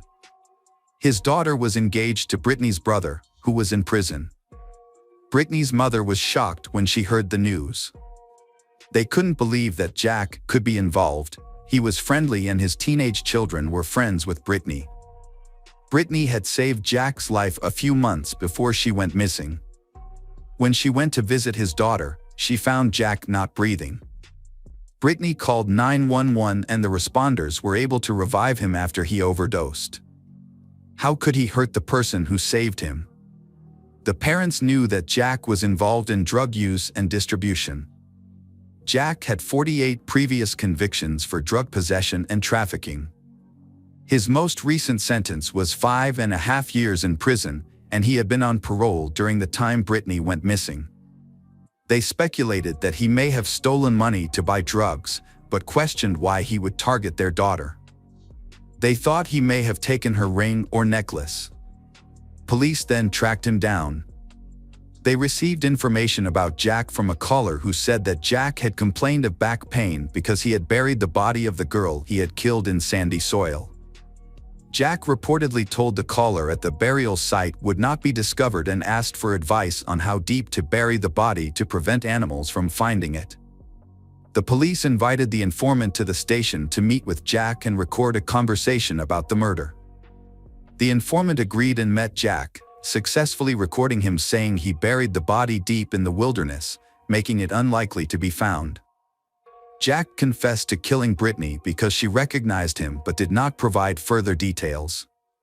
He also mentioned that he needed to eliminate someone else who knew too much, referring to his childhood friend Tommy, who was waiting in a car. However, at the end of their conversation, Jack claimed he was joking before getting into the car and leaving with Tommy. The police arrived at Tommy's house and took him to the station for questioning. Although Tommy insisted he didn't know anything, they showed him a recording of Jack expressing his desire to kill his friend. This made Tommy realize he was in danger and that it was wiser to report Jack. He then revealed everything he knew. On the night Britney went missing, Tommy and Jack were driving around the neighborhood while smoking marijuana. They were near Britney's house, and Jack decided to visit her father. He approached the house and found the door unlocked. Upon entering, he realized that Britney's father was not home. 5 minutes later, Jack returned to the car with Britney. When Tommy asked what happened, Britney looked down and did not answer. Jack told Tommy that Jack would drive him home. After dropping his friend off, Jack left with Brittany. The next day, Tommy met Jack but did not mention the events of the previous day. They stopped at a car wash, where Jack meticulously washed his car, inside and out, even though he had never done this before. The car wash attendant jokingly asked him why he washed his car so thoroughly, which angered Jack, causing him to tell them to mind their own business or they might regret it. The attendant quickly backed off. Tommy learns of Brittany's disappearance, confronts Jack, and asks, "What did you do with that girl?" Jack is angry and insists that he knows nothing, claiming that he just took her home and left. Tommy suspects that Jack took Brittany into the woods that night with the intention of causing harm, especially since Jack had planned to use Laurie's services that night, but Laurie was not home. The police identify Jack as the prime suspect. When they come to arrest him, he tries to burn his car. The police suspect that evidence may be found in the car and conduct a thorough search. Brittany's blood was found in Jack's car. Police later went to the car wash and found that Jack had used a vacuum cleaner to clean the inside of the car. Police collected the vacuum cleaner bag for testing and found a large amount of sand and blood. Testing confirmed that the blood was Brittany's. Despite this evidence, Jack did not admit to kidnapping or killing Brittany and refused to discuss the matter. Police interviewed Jack's friends and acquaintances, most of whom believed he was capable of murder. Many described him as someone who would do anything to get what he wanted. Jack never held a job but always had money. He was involved in drug trafficking and forced drug addicts to provide sexual services in exchange for drugs. After Brittany went missing, a patrol officer stopped Jack when he saw Jack's car parked in a remote area near the woods outside the city.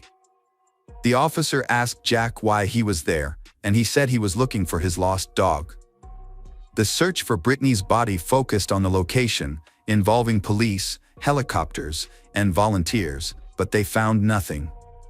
Police believe Brittany asked Jack to drive her to her boyfriend's house, but unfortunately, he took advantage of the situation and attacked and killed Brittany.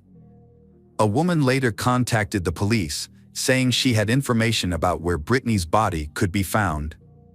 The woman had been held captive by Jack for several months while she struggled with drug addiction and was forced to comply with his demands. During this time, she got to know him well and learned all his secrets, including his routines and the places he frequented. He often took her along to these locations. One day, he pointed out a spot and mentioned it would be a good place to bury a body since no one would discover it there. Initially, the police were skeptical of her claims and asked her for more details. She was able to specify the location and noted that the soil there was sandy. Police recalled, an informant had previously mentioned Jack's complaints about the challenges of burying a body in sandy soil. The woman's information was credible, prompting them to investigate the area she identified. The search area was large, and several days passed without any results. Then, specialists compared sand collected from a vacuum cleaner with the local soil and found an exact match, prompting them to continue the search. On July 27, 2004, the dogs led them to an area with much less vegetation, where they suspected a body might be buried. They used a long stick to probe the ground, and when they pulled it out, it carried the smell of decomposing flesh. The body in the pit was that of a young girl. She was wearing a necklace with the name Brittany on it. The medical examiner confirmed that the body belonged to Brittany Gregory. Could not determine the exact cause of death due to the condition of the body, which showed signs of strangulation and severe head trauma from a blunt object. While there were no clear signs of sexual assault, it could not be completely ruled out. Jack consulted with a lawyer and chose to negotiate a plea bargain with the prosecution to reduce his sentence. The family agreed to this arrangement to avoid a lengthy trial. Brittany's mother expressed that she did not want the death penalty for Jack, believing it would be too easy for him. Instead, she wished for him to serve a life sentence in prison, enduring the consequences of his actions. Jack mentioned that Brittany asked him for a ride to see her boyfriend, and he agreed. He took his friend Tommy along and left with Brittany. However, they stopped, and Jack began smoking weed in front of her, which angered Brittany. She yelled at him and hit his hands. In response, Jack became violent and punched Brittany in the face, only stopping when she stopped moving. Realizing she was dead, he buried her, but no one believed his account of what happened. The forensic report revealed that Brittany had been strangled and suffered a severe head injury. The prosecution argued that the crime was sexually motivated. Ultimately, Jack was convicted and received a 30-year prison sentence without the possibility of parole. Welcome back, mystery lovers. Today's case is going to keep you on the edge of your seat. The case of Kelly Brennan. On the evening of February 15, 2010, Kelly Brennan, 46, failed to show up for her scheduled gym session, which was unusual because she never missed a workout. Her trainer tried calling her, but no one answered. Soon, the disturbing truth about her situation began to emerge. Kelly's neighbor and friend, Stephanie, had seen her that morning at around 6 a.m. as Kelly was leaving for work. After their brief encounter, Stephanie went to her job and did not see or speak to Kelly again until later in the day. Despite Stephanie's efforts to reach her, she received no response. By 11 p.m., Stephanie was concerned enough to call 911 to report Kelly missing. When the police arrived at Kelly's house, Stephanie told them that Kelly had taken her sports uniform for the training session. Kelly was well known for being responsible and punctual, making her disappearance all the more alarming. Police began to gather more information about Kelly Brennan. Born in 1963 in New Jersey, she had 4 older sisters and was known for her kind personality. After graduating from high school, Kelly planned to attend medical school to study nursing. To help pay for her college tuition, she worked as a waitress. She was recognized for her independence and strong work ethic. After graduating, she moved to a small, peaceful town called Andy Allen Tick in Florida, which has a population of about 3,000 and is located on the coast. There, she became a nurse at a local hospital and also worked part-time at a restaurant. It was at this restaurant that she met her future husband, Gina, the restaurant manager. They eventually married, bringing happiness into Kelly's life. Kelly led an active lifestyle and loved sports. In addition to attending gym classes, she enjoyed biking with friends. One of her biking partners was Sheila Trott, who had moved from Canada to this beautiful resort town.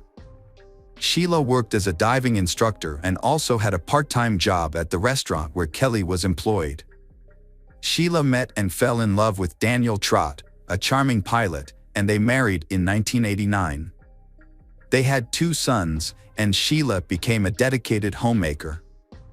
The family was happy, and when the children grew older, Sheila pursued a career as a realtor. Meanwhile, Daniel became mayor of Andy Allen Tick in 2002, serving until 2006. Over the years, Sheila and Kelly maintained a friendship, often cycling together and enjoying time with her husband. In 2009, Sheila discovered that her husband was cheating on her, which left her devastated. Despite her grief, Sheila, with resilience, tried to save their marriage. But that did not solve their problems. In March 2009, after a difficult time, her husband Daniel filed for divorce. At the same time, Kelly was also having marital problems. She wanted a divorce, although her husband wanted to stay together. Unable to bear her unhappy situation, Kelly left her husband and moved in with her friend, Stephanie. About 6 months later, on February 15, 2010, Kelly disappeared. Police found out that Kelly had multiple sclerosis, which led them to consider the possibility that she might have been involved in a car accident and felt too weak to drive properly. They searched for her car along her route to the gym and checked local hospitals, but they found nothing. her car was listed as wanted. The police discovered that Kelly was supposed to work a shift at the hospital and had left around 6 o'clock in the evening. They also visited the gym to talk to her trainer, who confirmed that Kelly hadn't shown up for her session by 9 o'clock. The next morning, Sheila's mother called the police to report that her daughter had suffered a nervous breakdown and had a disturbing dream about Kelly. This was strange because Sheila was unaware of Kelly's disappearance at the time. Female police officers arrived to respond to the call. Sheila's sons, who lived with her, noticed that she had been acting strangely since the night before. Concerned for her health, they took her to the hospital. But the doctors found nothing wrong and she was sent home. Upon her return, Sheila had a nightmare that caused her to scream in her sleep. Worried about Sheila, her children called their grandmother. Sheila's mother arrived that night to support Sheila and stay by her side. While in bed, Sheila kept telling her mother that she had a terrible dream about Kelly. As a result, Sheila's mother called 911 again. When the police arrived, they found Sheila in distress. When they asked her about the dream, Sheila said she had seen someone she loved and felt she had hurt someone else. She repeatedly pictured Kelly's face but couldn't explain more. She insisted that Kelly was in danger and even pointed out a specific location where she thought Kelly might be. The police followed up on this information and went to search the area Sheila indicated. The situation was complicated by the thick vegetation, which made it difficult to see clearly in the area. A helicopter was called in to search from the air. They spotted legs sticking out of the bushes. When police arrived, they found the body of a woman wearing tracksuit bottoms and who closely resembled Kelly. The body was covered in blood and showed clear signs of a struggle, although the murder may have occurred elsewhere. It seemed the crime was particularly brutal. Sheila faced skepticism about her alleged supernatural abilities. Police believed she may have testified about the incident or held valuable information regarding the case. Police spoke with Sheila and her husband, Daniel, who was in the process of divorcing her. Daniel admitted to having an affair with Kelly, which started after he moved out of Sheila's home. That evening, Daniel was anxious because Kelly did not show up at the fitness club as planned. He claimed that Sheila had found out about their affair, which led to a confrontation involving Kelly. Daniel also mentioned that Kelly's ex-husband, Gina, was aware of the affair. Gina met Daniel at Kelly's new home while she was staying with Daniel. Kelly asked Gina to leave, after which she argued with Gina, which resulted in a heated argument and Gina hitting her. Kelly called 911, but when the police arrived, she chose not to file a complaint and instead left. After this incident, Gina threatened Daniel, leading him to believe that Kelly's ex-husband might have killed her out of jealousy. The police realized that the killer might be someone involved in a complicated love triangle and decided to investigate everyone involved in the affair. Daniel had an alibi. He worked all day and then went to the gym. This left him no time to be at the site where the body was discovered, about an hour's drive from the city. The prime suspect remained Kelly's jealous husband, who had a history of violence against her. The autopsy results revealed that Kelly died from trauma caused by a blunt object striking her head, resulting in a fractured skull. There were no skin particles under her fingernails that matched the Gina's DNA, suggesting she did not fight back. This indicated that she was likely struck from behind, lost consciousness, and the attacker continued to strike her until she was no longer alive. The suspected murder weapon was a hammer.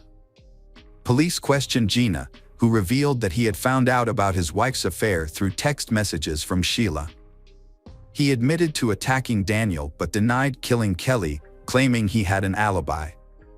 The police then turned their attention to Sheila. The person had been showing signs of instability since the night before. They suspected her, especially since she was the one who revealed where Kelly's body was found. When approached by the police for questioning, Sheila refused to cooperate. The police then returned to Kelly's house, where a thorough investigation uncovered signs of a struggle. They discovered Kelly's car nearby with blood on the floor mats. Neighbors reported seeing a suspicious blonde woman arriving in a white car close to the house that evening, suggesting that Kelly was attacked as she came home. Police obtained a search warrant for Sheila's home and found her white car there.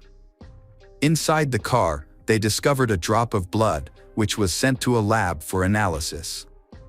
The test results showed that it was Kelly's blood. On February 17, 2010, Sheila was arrested. Although she knew about the situation, she chose to remain silent and not testify. Sheila trot to face first-degree murder charges. Meanwhile, police began to gather evidence against her. 4 years later, just before a scheduled court hearing, Sheila's sons, then 21 and 23, went to the police. They explained that their mother had undergone a major change after learning about her husband's affair with Kelly. Sheila became angry and directed her anger at Kelly. Her sons recalled that on February 15, 2010, Sheila had spent the day painting the walls of their home. They said she had gone to Walmart that evening and returned around 11 p.m. without purchasing anything, but wearing different clothes. Sheila eventually admitted to her sons that she had killed Kelly. But they did not believe her. They asked where Kelly's body was, and Sheila said she could show them. That night, they all got into the car and drove to the location where the body was found. The teens were frightened by the sight of the legs and ran away, confused by what they had seen. Not knowing what to do, they called their grandmother for help, after which Sheila's mother contacted the police, and they located Kelly's body based on Sheila's instructions.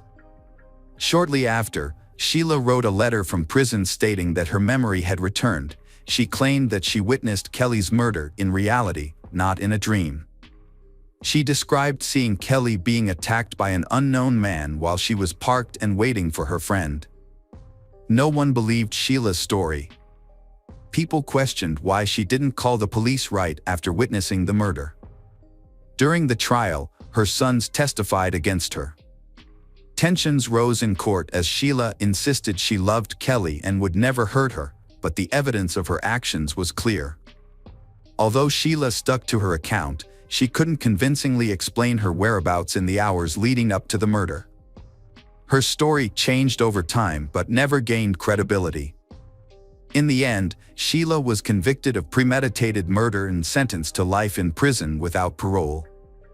Sheila's mother feels guilty for having called the police, believing she played a part in her daughter's severe sentence. Welcome back, detectives. Let's dive into another horrible case. The case of Josh Niles.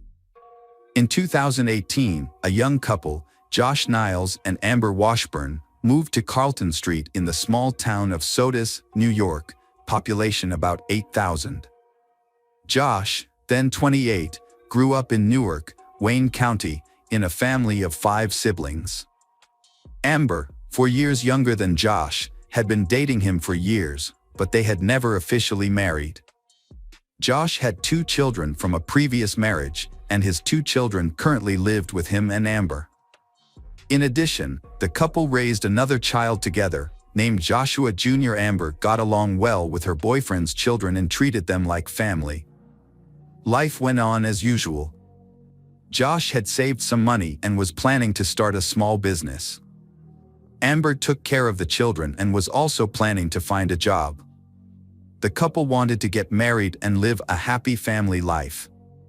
But this story will not have a happy ending. At approximately 2 p.m. on October 22, 2018, Josh Niles left his home to go to work. He started his car and pulled into his driveway, then noticed a man sitting on a bench near his house. He realized the man was waiting for him, so Josh went outside to meet the stranger. According to neighbors who happened to notice the 2 men, they talked for a while and both appeared to be very stressed.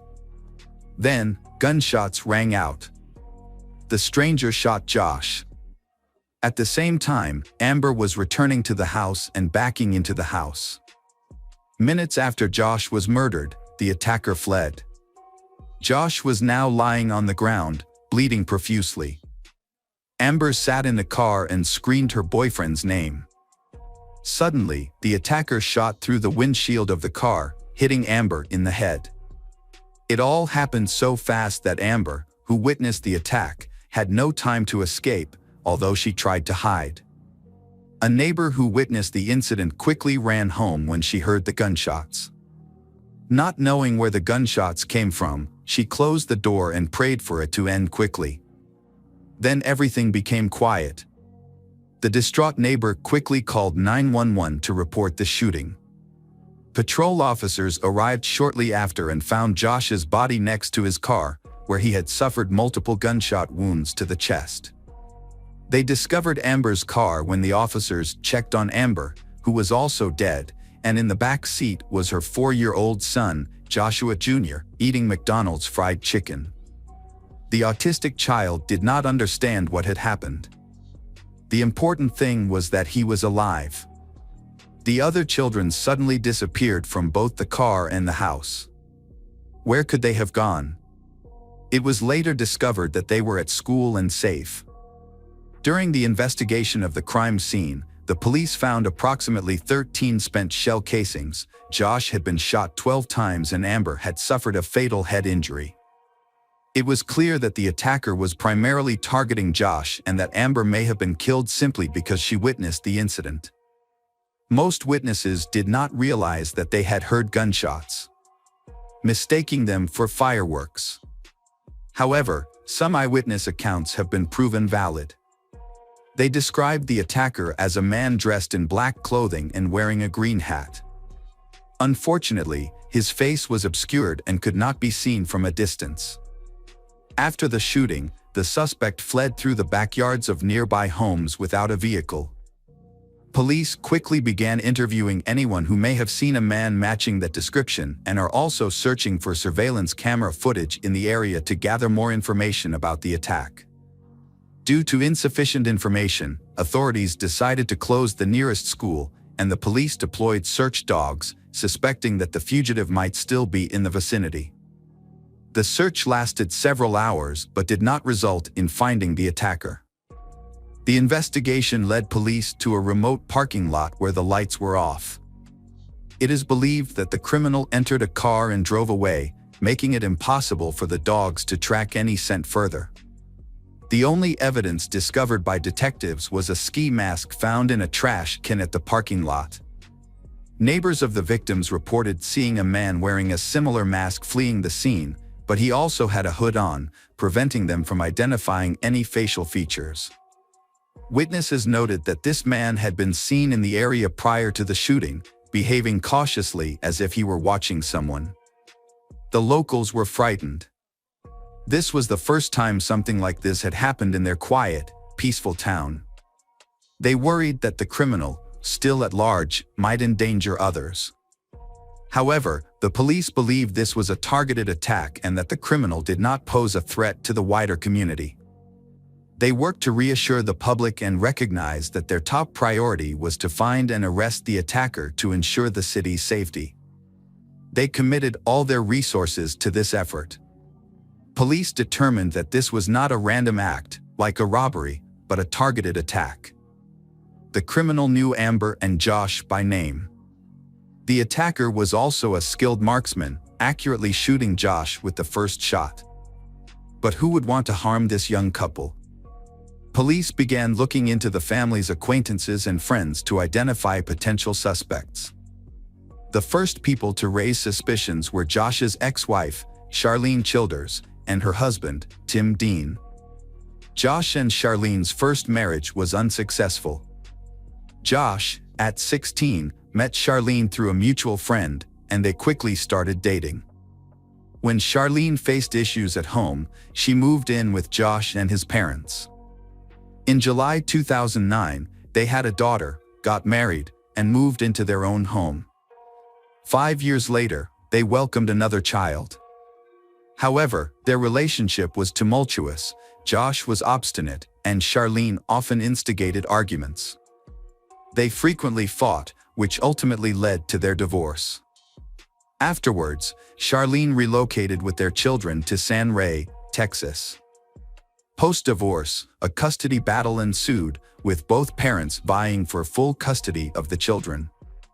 Soon after moving to Texas, Charlene remarried James Childers, but that marriage ended in divorce shortly thereafter. She then entered a relationship with Tim Dean, whom she later married. Tim displayed abusive behavior, becoming violent towards both Charlene and her children. Not long before a tragic incident, Tim physically assaulted Charlene's daughter. When the girl refused to eat one day, Tim struck her in the face, an event that was recorded by his wife, who dismissed it at the time. Subsequently, the video was shared on social media, reaching Josh, the child's father. Josh reported the situation to the police, leading to an investigation that confirmed his claims. Tim was arrested and charged with child abuse. As a result, the children of Josh and Charlene were returned to their father, Josh, due to Tim's abusive behavior and Charlene's lack of action. It seemed likely that Josh would gain full custody of the children. Their lives appeared to be improving until October 2018, when tragedy struck. During this time, a heated argument erupted between Josh and Charlene over custody of the children. Police contacted Charlene, who was in Texas at the time and could not have participated in the attack on the couple. She learned about the incident through social media, where she found news reports about the attack. Charlene was initially concerned for her children but was relieved to learn that they were safe. She maintained that she had nothing to do with the crime as she had not been near the location of the incident. Her alibi was verified, leading the police to remove her from the list of suspects. Relatives of the victims, Josh and Amber, were shocked by the news. They quickly provided vital information to the police, suspecting that Josh's ex-wife, Charlene, and her husband were involved as they had frequently argued with Josh and had made threats against him. They believed that no one else could have committed the crime, noting that the attack was clearly personal. At the same time, forensic experts were meticulously investigating the crime scene and comparing gathered evidence. It became clear that Josh and the shooter had a prior relationship, as they had spoken before the attack, and the shooter knew Amber's name. The police suspected the murder was premeditated, especially since neighbors reported seeing the shooter waiting for the couple and noted that nothing was stolen despite 12 shots being fired. Josh's neighbors and friends say that Josh and Amber, although new to the area, were polite and friendly, but his ex-wife Charlene described Josh differently. She described him as unpredictable and capable of using violence during arguments. Charlene also mentioned that he had issues with drugs. The police verified this information, finding archived records that showed he had smoked in his youth.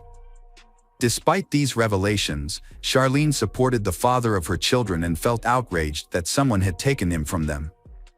Her statements about drug use led police to form new theories.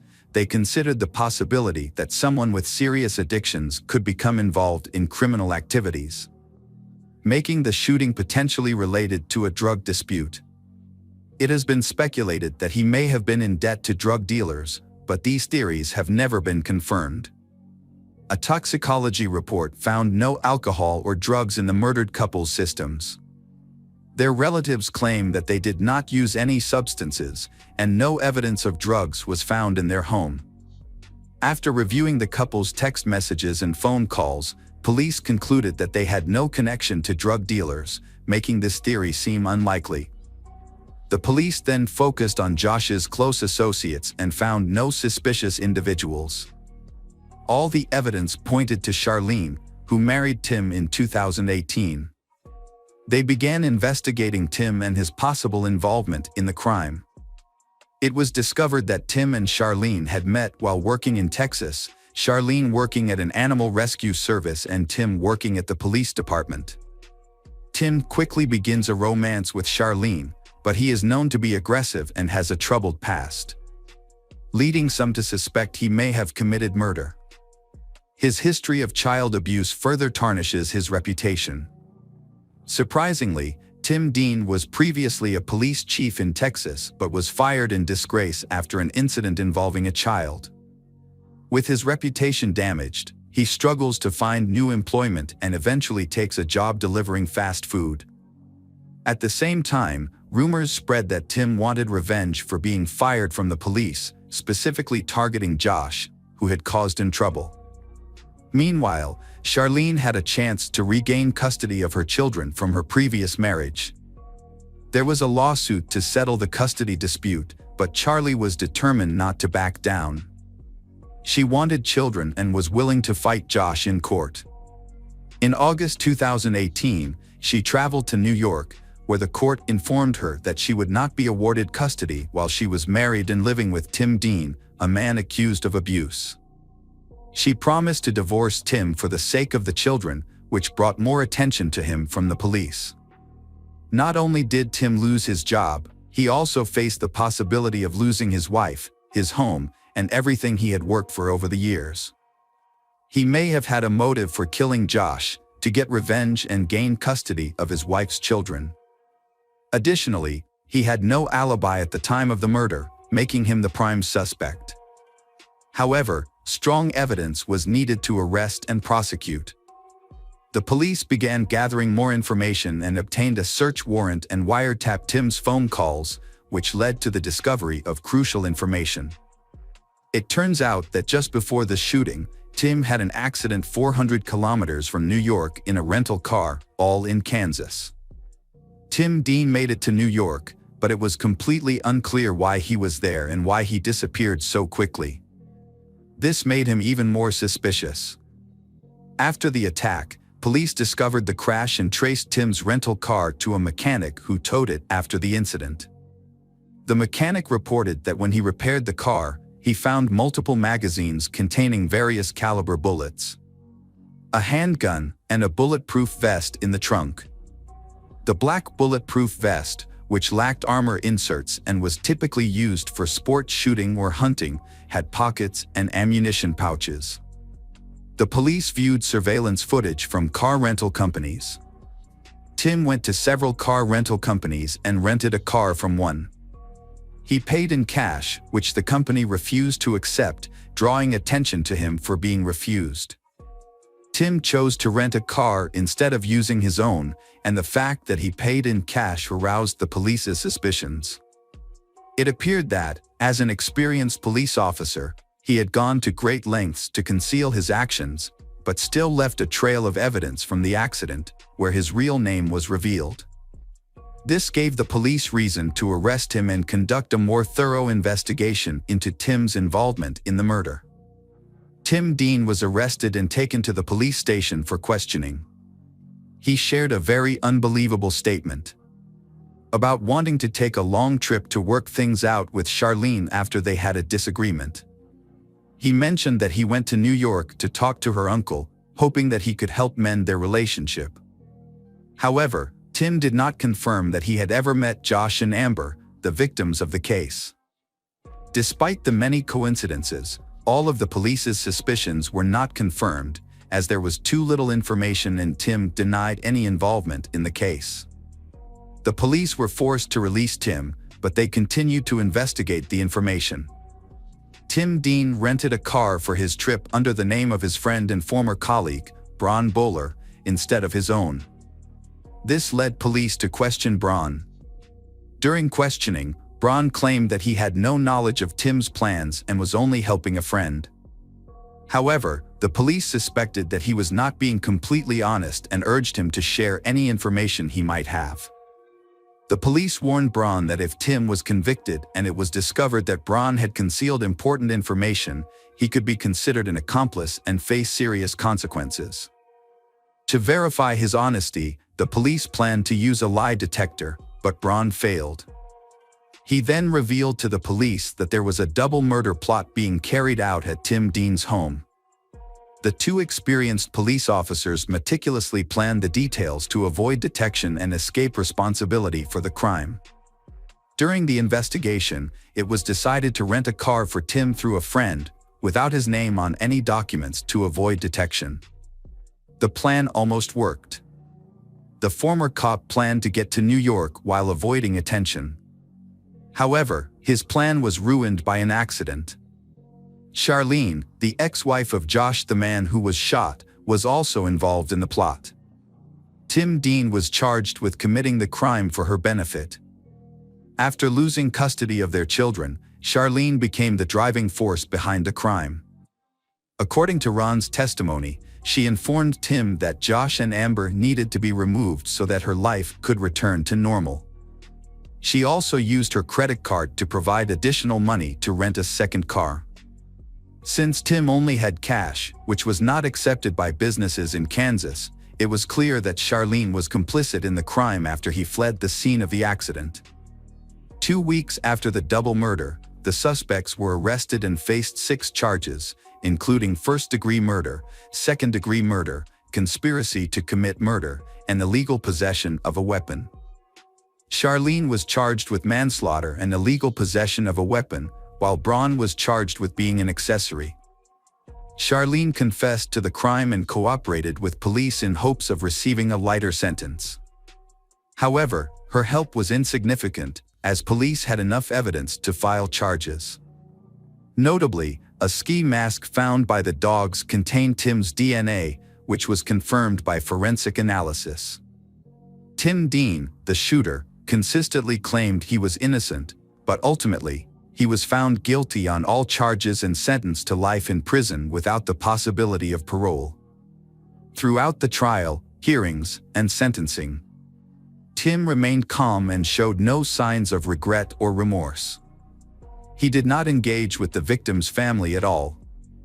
Tim is currently serving his sentence at Clinton Correctional Facility in New York State. Braun Bowler, who was involved in the case, received a 3-year sentence but was released after serving 16 months. Charlene was convicted and sentenced to prison. However, because she assisted the police, her sentence was reduced to 28 years, far less than the maximum possible sentence. She is eligible for parole in 2042 and is currently incarcerated at the Belford Hills Correctional Facility for Women in New York.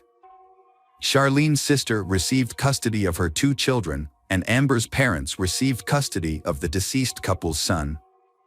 Out that the boy had autism, so the grandparents had to learn to raise a special child.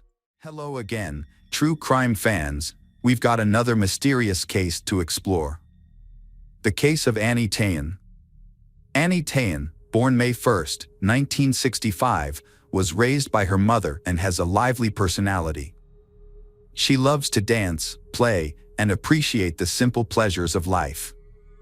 Annie cherished the dream of a large family, considering motherhood her main aspiration. She became a mother at a young age, giving birth to her first son, Jimia, when she was 18 and her second son, Sean, just a year later. When she turned 20, she had a daughter named Shane. Unfortunately, shortly after Shane was born, the children's father left Annie and chose not to be involved in their lives, leaving her with the hardships of single motherhood. Annie managed a household of 3 young children while living in a rented apartment in Maine. In 1987, when her youngest daughter, Shane, was just 6 months old, 22-year-old Annie began a new chapter in her life. She met Michael Palin, 32, a Navy officer stationed on the aircraft carrier Bramby. Their meeting took place in Portland, Maine, where Michael's ship was docked, and he felt a strong attraction to Annie during their waterfront encounter. Originally from Charleston, South Carolina, Michael was a respected Navy member, best known for his work as a computer systems operator. He was actively involved in military operations and received several awards for his service. Annie found Michael's Navy career impressive and quickly fell in love, telling a friend that he was the man she believed was truly worthy of her affections. After a few months of dating, Annie and Michael decided to move in together, starting a family with 2 sons and a daughter. Unfortunately, their lives changed completely when a fire broke out in their apartment. Annie was out at the time, leaving Michael at home with the children. Michael, along with Jimia and Sean, escaped, but Shane, who was too young to walk, was left behind. When Annie returned, she tried to enter the burning apartment to rescue Shane but was stopped by neighbors. The loss of Shane had a profound impact on Annie, who felt that the tragedy had left an irreplaceable void in her heart. As the police investigated the fire, they struggled to determine the exact cause of the fire. The circumstances surrounding the fire aroused the police's suspicions. However, the investigation ended without anyone being held accountable. After the tragedy, Annie and her sons moved into her mother's home in Portland, while Michael focused on his work and chose to live in the barracks. A few months after the move, another disturbing event occurred near Annie's mother's home. A shed in the backyard caught fire. Police quickly tracked down the source of the fire and found a lighter engraved with the word Bramby, the name of the ship where Michael worked. This evidence made Michael the prime suspect in the arson case. However, police were unable to conclusively prove his involvement due to insufficient evidence. After the second fire, child welfare agencies in Maine assessed that Annie Tayan's sons were living in an unsafe environment. As a result, they made the difficult decision to remove Jemia and Sean from her custody and place them in the foster care system under the Department of Social Services. This decision devastated Annie as she desperately tried to regain custody of her sons. Despite her efforts, she was unsuccessful, leaving her heartbroken and separated from her sons. When Michael returned to Charleston, South Carolina, he settled into a rental apartment and rekindled his relationship with Annie. Despite their complicated past, Annie agreed to move in with him in Goose Creek, a suburb of Charleston. However, her time there changed when she discovered a photo of Michael wearing a wedding ring, indicating that he was married. When confronted about it, Michael confessed that he had been married once but had long since divorced. He explained that his ex-wife, Dawn Breeze, and their 3 children lived at his mother's house in Savannah, Georgia. Although Michael assured Annie that there was no ongoing relationship with Dawn, she felt uneasy about the information. Annie considered leaving him, but decided to stay, believing that he might be the right partner to start a family with. Unfortunately, their life together soon turned sour. As Michael's behavior toward Annie became increasingly hostile and demeaning. Annie, who was planning to return to her mother's home, discovered that she was pregnant. This news caused her to put her plans on hold because she was excited about having another child. In October 1989, just a month before she went missing, Annie gave birth to her 4th daughter, Jade. Although she understood that Jade could never replace her lost daughter, she felt that Jade had brought great joy to her life. Unfortunately, a month after Jade was born, Michael's treatment of Annie took a turn for the worse. He began to publicly insult and humiliate her. Annie shared her concerns with a friend, expressing her fear that Michael would relentlessly pursue her if she tried to leave. His controlling behavior became more intense. He isolated Annie in their apartment while he was at work by disconnecting his phone, keeping it in his bag, and carrying it with him. Annie became increasingly frightened by Michael's actions. Just 2 days before her disappearance, Annie called her close friend Katie French in a distressed state. During the call, Annie revealed her plans to leave Michael. However, Michael threatened her by saying that if she left, he would keep their daughter Jade with him, preventing Annie from seeing her daughter again. Annie was in a distressed state, crying and begging Katie to come to her and Jade's aid. Unfortunately, Katie was busy and unable to help her. Instead, she sent Annie money for a bus ticket, hoping that it would allow her to escape and return to Portland. This emotional conversation would be their last. 2 days later, on November 7, 1989, Katie attempted to contact Annie but received no response. A few days later, Michael contacted Katie to inform her that on November 6, Annie had packed up and left without saying where she was going. Katie expected Annie to contact her from her new home. But after 2 weeks of silence, she began to worry. By Thanksgiving on November 24, Annie had been out of contact for 20 days. Worried about her friend, Katie contacted all of Annie's friends, but no one had any information about her whereabouts. Katie attempted to report 24-year-old Annie missing to the police, but was told that, since she was not a blood relative, she could not file a formal report. As months passed without any sign of Annie, Katie finally got Michael's mother's phone number. When she called, she was shocked to learn that Annie's youngest daughter, Jade, was staying with Michael's mother. The news confirmed Katie's worst fears. She believed that Annie would never want to leave her daughter. Shortly after this disturbing news, Michael was transferred to the naval base at Pearl Harbor in Hawaii. Despite the situation of Annie, the mother of his child, he showed little concern for her whereabouts. Michael did not contact the police or begin searching for her. Months after Annie Tayan went missing, an official search began following a report from her mother. The investigation quickly focused on her partner, Michael Palin, who became the prime suspect. Michael claimed that on the morning of November 6th, he woke up to find Annie had left while he was babysitting his daughter.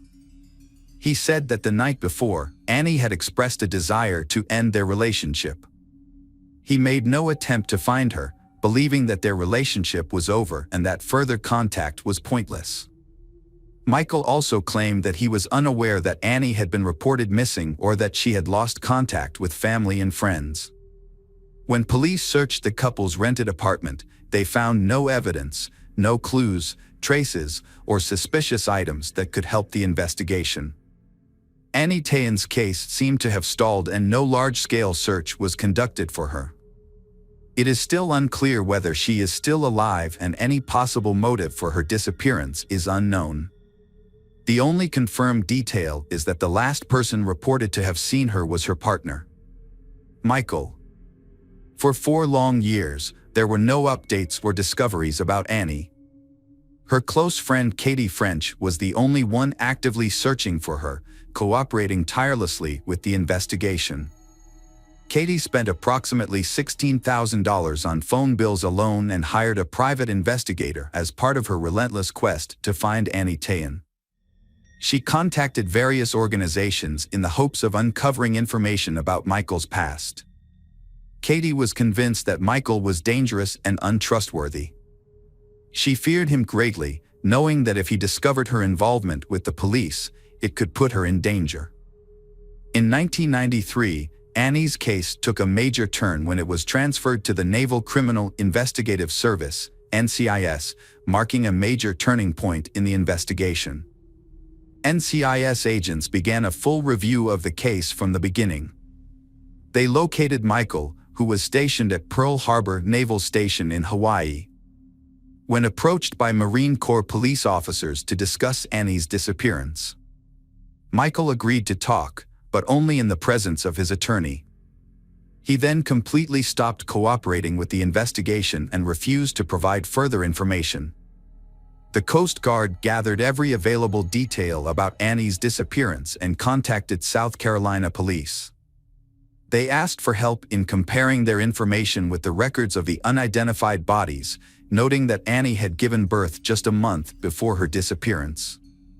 Then, South Carolina police reported a case involving a dead woman who had also given birth a month before her death.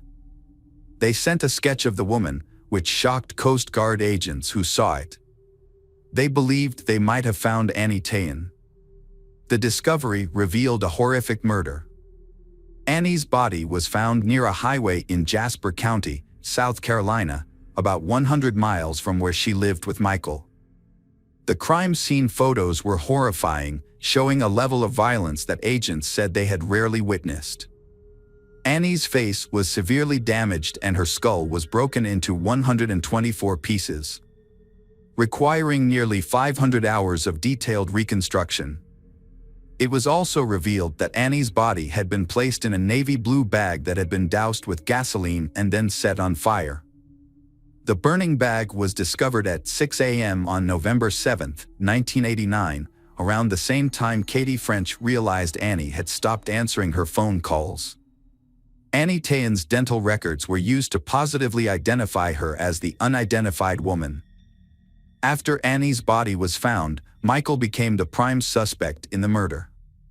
Coast Guard agents developed a thorough investigation plan, starting with a review of his financial transactions.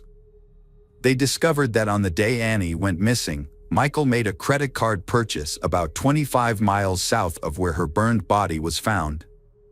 Additionally, his phone records showed that on the morning of November 6th, he called his mother's home in Savannah twice, the first time at 4:35 a.m. and the second time at 5:17 a.m. Coast Guard agents believe that Michael killed Annie in their apartment and then moved her body to the side of the road, where he set it on fire.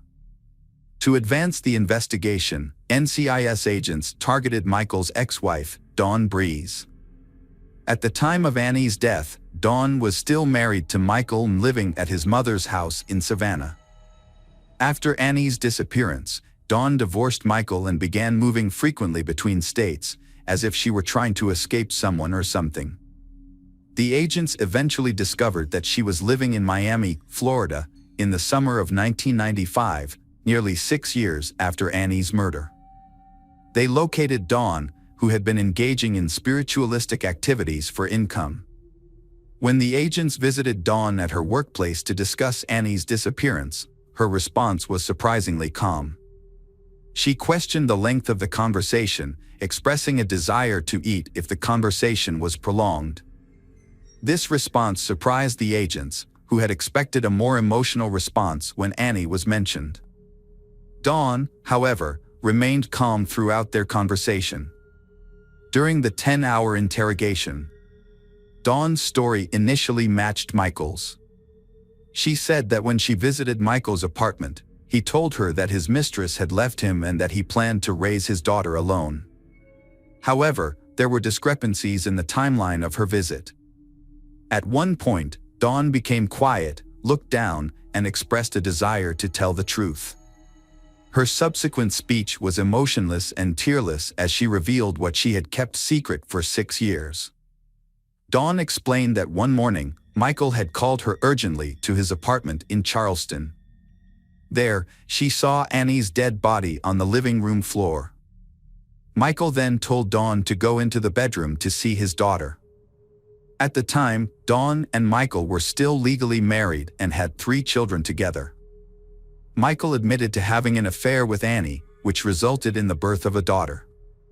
He begged Dawn to accept the child and help him raise her. Dawn suggested that Michael, not wanting to fight for custody of Annie, had chosen murder as a simpler solution. On the night of November 5th to 6th, 1989, Michael and Annie went to bed after having an intimate moment. Annie soon fell asleep, and during this time, Michael picked up a crowbar and began to violently attack her. Shockingly, their daughter Jade was sleeping next to Annie during the attack. Michael continued to hit Annie in the head more violently, and although she tried to fight back, she eventually died of her injuries in their bed. Michael then contacted his wife Dawn and asked her to come over immediately. He placed Annie's body in a duffel bag and placed it in the trunk of his car, along with a can of gasoline. He then put Dawn and Jade in the back seat of his car and drove about 100 miles. When he found a secluded spot along the side of the road, he took Annie's body out of the trunk, doused it with gasoline, and set it on fire.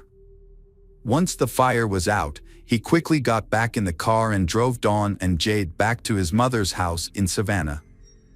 Dawn's revelations marked a major turning point in the investigation, marking the first significant piece of evidence since the discovery of Annie's remains.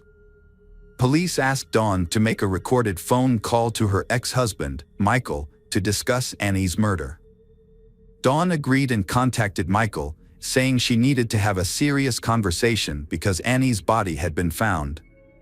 Michael's response, "No, they didn't," confirmed to police that Dawn's account was credible. During the call, Dawn mentioned that blood had been discovered in their old apartment and that NCIS was investigating them as suspects in the murder. She urged Michael to come up with an explanation for the blood. Michael responded, "Okay, we need to work together and come up with something," which did not include any direct admission of guilt. However, His tone suggested that he understood the seriousness of the situation. He did not ask unnecessary questions or deny involvement, indicating that he knew what was being discussed. This conversation further supported the theory that Annie was murdered in Michael's apartment. At the end of the conversation, Michael warned Dawn to be careful with her phone calls and assured her that they would work together to resolve the situation. NCIS agents took Dawn to the crime scene to search for any remaining evidence. To protect her identity and ensure her safety as a cooperating witness, they disguised her before arriving at the apartment. Dawn carefully described and demonstrated the location of Annie's body and a sequence of events. She pointed out a spot near the wall and baseboard where a large amount of blood had seeped into the carpet and concrete floor below. Since Michael moved out, the landlord had replaced and cleaned the carpet several times, which is why there were no visible traces of blood. However, when the police used a special chemical on the concrete floor, a large purple stain appeared, indicating the presence of protein and matching Dawn's description of where Annie's body had been. Although the blood had soaked into the concrete, NCIS still had difficulty proving with certainty that the substance was blood. Therefore, the search for more physical evidence continued. Dawn mentioned a dresser next to the bed where Annie was killed, which contained a television covered in blood from the murder. Michael had said that the television needed a thorough cleaning because of the stains. He had then thrown it away, presumably selling it rather than throwing away a working device. Given his thrifty tendencies, finding the television was difficult. However, the agents were determined to find it. At this point, Michael realized that NCIS was watching him, especially after a phone call with his ex-wife, Dawn. Realizing this, he became very wary of their surveillance. NCIS agents were concerned that Michael might attempt to escape, threaten witnesses, or possibly harm someone. During a surveillance mission, Michael attempted to escape from the police, but was quickly apprehended by the police. As a result, on October 11, 1995, he was arrested, while he was being held in a military prison on suspicion of murder. NCIS agents interviewed all the residents of the apartment complex where the murders took place in November 1989. 3 months later, their efforts finally paid off when a neighbor revealed that he had purchased a television from Michael. Amazingly, the television was still working and in his home. The police quickly confiscated the television and sent it to the FBI lab for detailed forensic analysis. This examination led to a major breakthrough. They found 11 bloodstains on the speaker, which were later determined to match Annie's DNA, providing a key piece of evidence in the murder investigation. At this point in the case, Michael's attorney announced that he was willing to plead guilty, but only if the death penalty was dropped. Although the prosecutor was not happy with this development, military law required such deals to be considered at trial. Michael admitted his guilt without showing much emotion, recounting the details of his crime.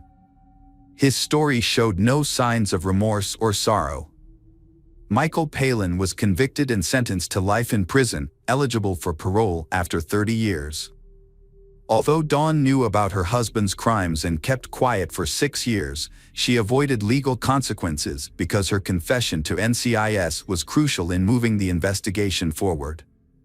Annie's children, including her son and daughter, now know what happened to their biological mother and understand that she did not abandon them. Jade, Annie's daughter with Michael, has grown into a beautiful woman. In a surprising turn of events, Michael Palin was released from prison in 2013 after serving only 17 years, supposedly for good behavior. His whereabouts are currently unknown and anyone who sees him is advised to exercise caution. Welcome back, detectives. Let's dive into another horrible case. The case of Drew Shoden. Drew Shoden was born on September 26, 1981, in Minneapolis, Minnesota, to parents Alan and Linda. Although her parents divorced when Drew was 3, they remained friends. At age 10, Drew and her older brother Sven began living with their mother and her mother's new husband, Sid Walker, in a cozy home near Minnesota's picturesque Whitefish Lake. In high school, Drew excelled in school, earning honors, playing golf, and being named prom queen in 1999. Her true passion, however, was art. Her room at home was filled with sketches of rock stars, models, and friends. Drew graduated from high school and attended the University of North Dakota in Grand Forks, a city of about 50,000. Her friends knew her as a vibrant and compassionate person who loved helping others. Drew loved to travel and had long wanted to visit Australia, planning to make the trip in the spring of 2004. To save up for the trip, she worked 2 part-time jobs, one as a sales associate at Victoria's Secret and one as a waitress at a Grand Forks nightclub. On the evening of November 22, 2003, Drew finished her shift at the Victoria's Secret store in Columbia Mall at 4 p.m. Before heading to her second job at the nightclub, she decided to go shopping and purchase a purse from a store in the mall.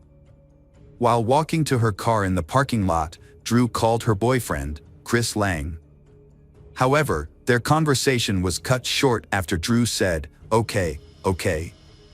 Since they were not discussing anything important, Chris didn't think much of it and didn't call her back.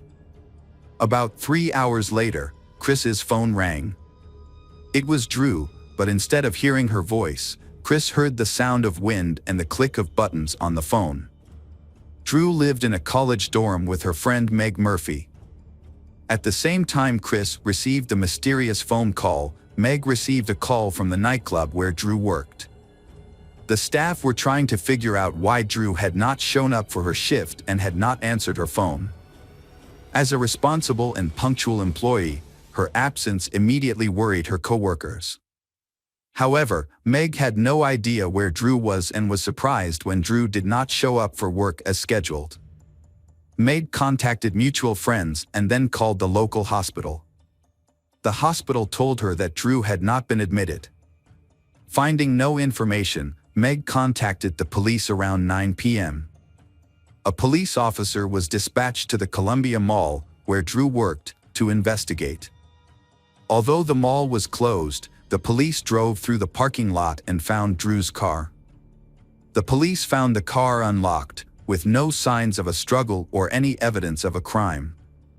A black nylon sheath from a folding knife was found on the ground near the car. It is unclear whether this discovery is related to Drew's disappearance, but its presence is alarming. Inside the car, police found paperwork, a wallet, and a new wallet that Drew had purchased that day, suggesting that even if Drew had been in a threatening situation, it did not appear to be a robbery. Her friends, boyfriend, and parents had no idea where Drew might be. So police assumed it was a kidnapping. To begin with, police investigated her boyfriend Chris Lang, but quickly eliminated him as a suspect due to his location 300 miles from Grand Forks, Minnesota. Their conversations with Chris led them to discover that Drew had made 2 phone calls before she disappeared, the first of which was abruptly cut off, while the second call detected some noise. Police later found audio recordings from several hours after Drew's last call, which included wind and the sound of buttons being pressed. The next day, police went to the mall where Drew worked to review the security footage. Upon review, they found that there were no security cameras in the parking lot where Drew's car was parked. Fortunately, however, there were quite a few security cameras inside the mall. Police reviewing the footage found a key moment when Drew entered a local store after hours to purchase a purse. At the time, she appeared calm and unhurried, wearing a pink sweater and holding a jacket. Drew paid for her purchase at 4:55 p.m. and put on her jacket before leaving the store. When she got out, she called Chris. The call was recorded at exactly 5 p.m. Notably, the conversation between Drew and Chris ended abruptly 4 minutes later, at 5:04 p.m., after she said, "Okay."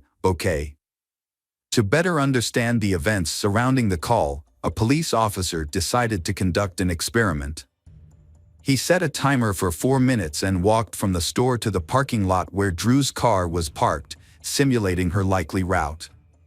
When the timer went off, the officer was already close to the parking lot where Drew's car was found, suggesting that something may have happened as she approached or reached her car.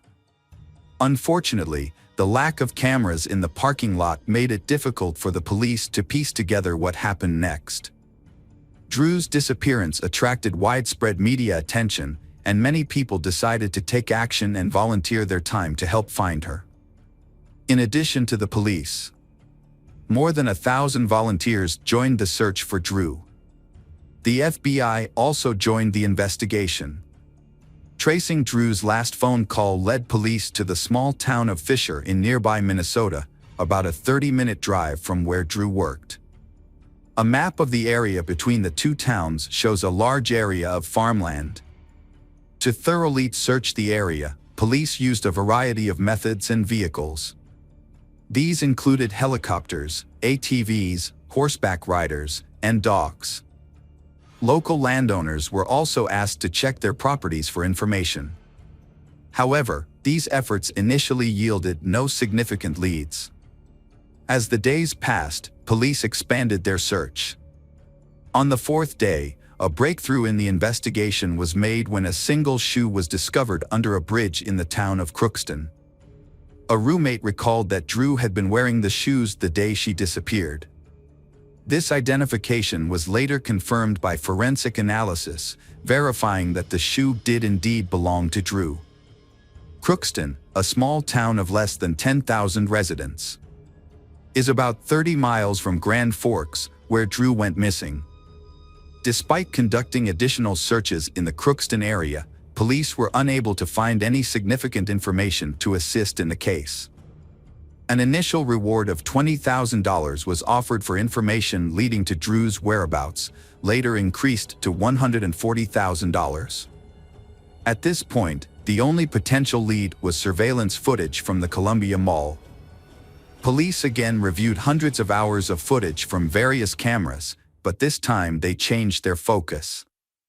Instead of just looking for Drew, they speculated that her abductor may have been following her and could also be seen on the videos.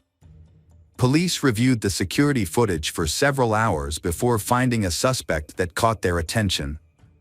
A man wandered around the mall, not shopping and appearing to be more interested in observing the people around him than the merchandise. He eventually sat down on a bench near the mall exit at 3:41 p.m., where he continued to observe people passing by. About 10 minutes later, he put on black gloves and stood up from the bench. He then walked into the lobby, where a camera captured him as he looked up at the camera. This footage was recorded 72 minutes before Drew's conversation with her boyfriend was interrupted. After observing the man stand up from his bench and follow a blonde woman who passed him, who was carrying a grocery cart and heading toward the parking lot. Police did not consider this a coincidence. Instead, in their opinion, the man appeared to have chosen a suitable victim and followed her. The identity of this woman is unknown, but on that day, only Drew disappeared from the mall parking lot. Given the slight resemblance between Drew and the woman, this suspicious man further raised suspicions that he was involved in Drew's disappearance. The investigation into Drew's abduction led police to consider a suspect who was seen stalking a woman at the mall. If for some reason he did not abduct this woman, his next target could be Drew. She left the mall around 5 p.m. after dark. The timing could have worked in his favor. At this point in the investigation, there were 3 cities involved in the case: Grand Forks, where Drew was abducted, Fisher, where her phone was last active, and Crookston, where her shoe was found. With this data, the FBI began checking the records of all registered sex offenders from those cities and the surrounding area, comparing the photos from the records with the suspicious man from the mall.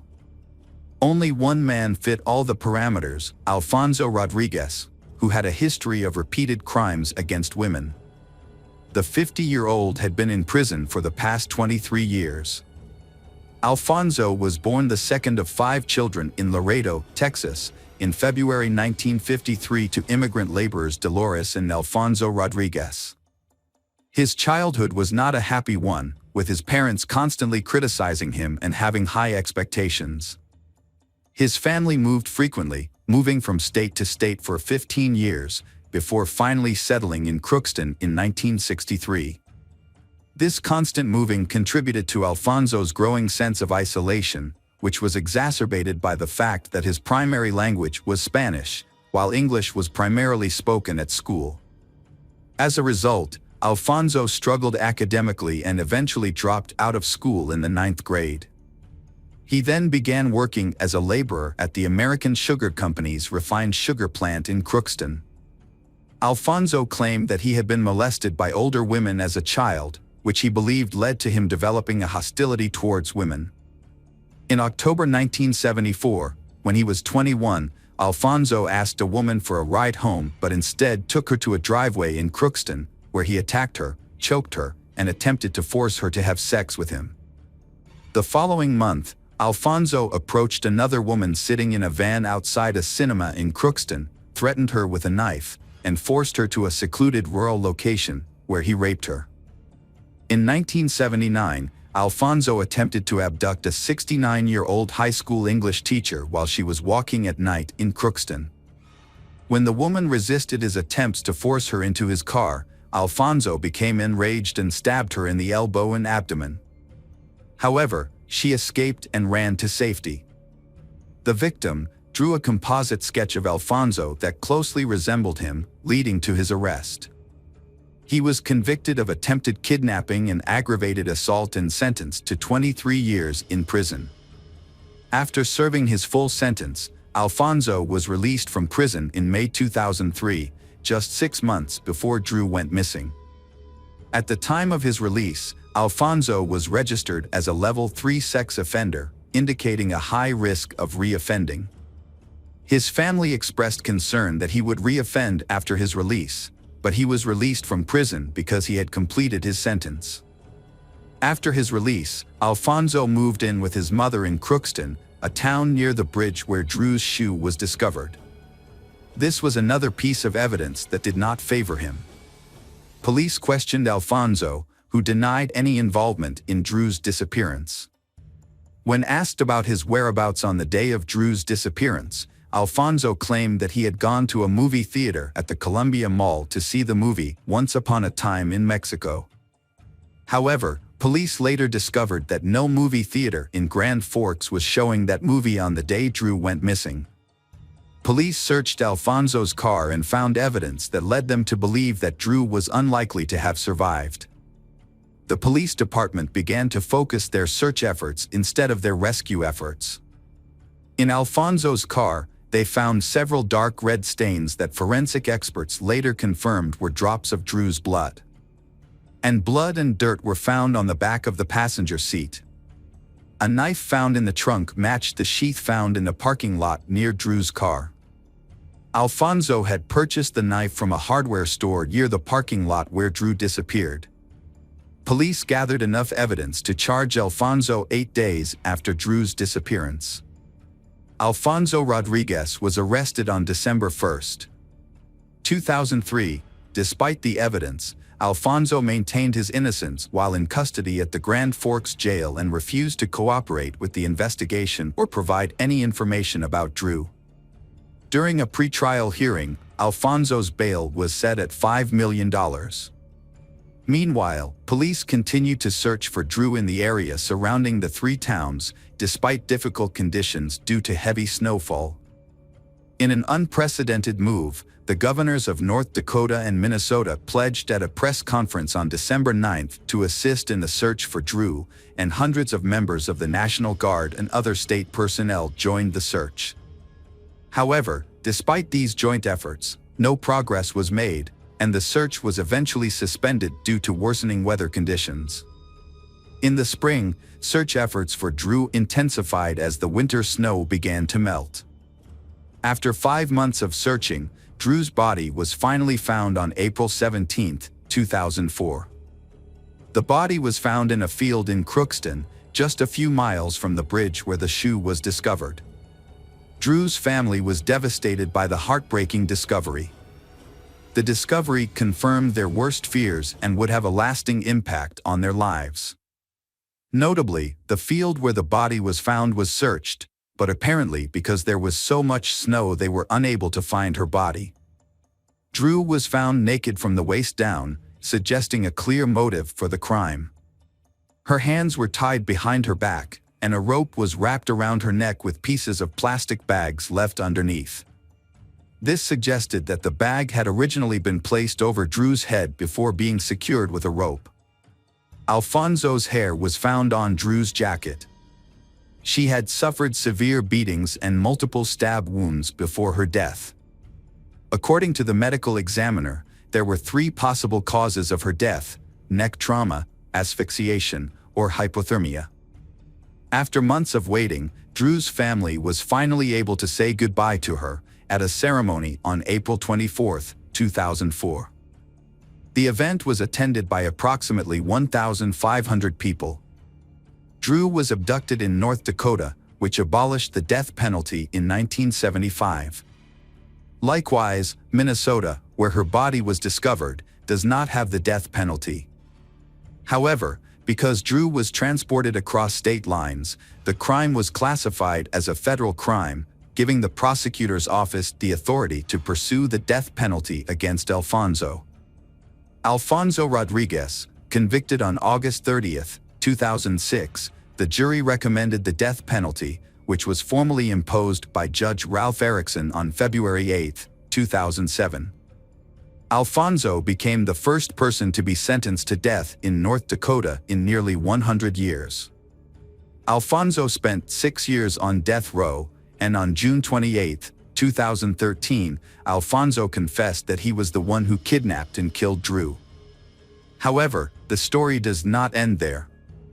Ralph Erickson, the former district judge who sentenced Alfonso to death, became a judge on the United States Court of Appeals, and it was he who overturned his own conviction of Alfonso in 2021 and ordered a new sentencing phase. Alfonso's guilt was beyond doubt and was confirmed by various DNA tests. However, Judge Ralph Erickson was misled by the defense attorneys about not having Alfonso's mental health examined. Judge Ralph later overturned the death sentence, saying that the police had not examined Alfonso's mental health at the time of the crime, thus violating his constitutional rights.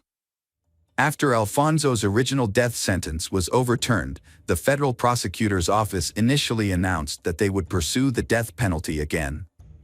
However, 2 years later, in 2023, prosecutors reversed their decision, accepting that Alfonso's sentence had been commuted to life in prison without the possibility of parole. In a public statement, United States Attorney Max Schneider announced that the United States government has withdrawn its intention to seek the death penalty against Alfonso Rodriguez. On June 22, 2013, it was reported that Alfonso Rodriguez had been transferred from death row in Terre Haute, Indiana, to the high-security Coleman II prison in Sumterville, Florida. This prison is likely to be his final place of incarceration.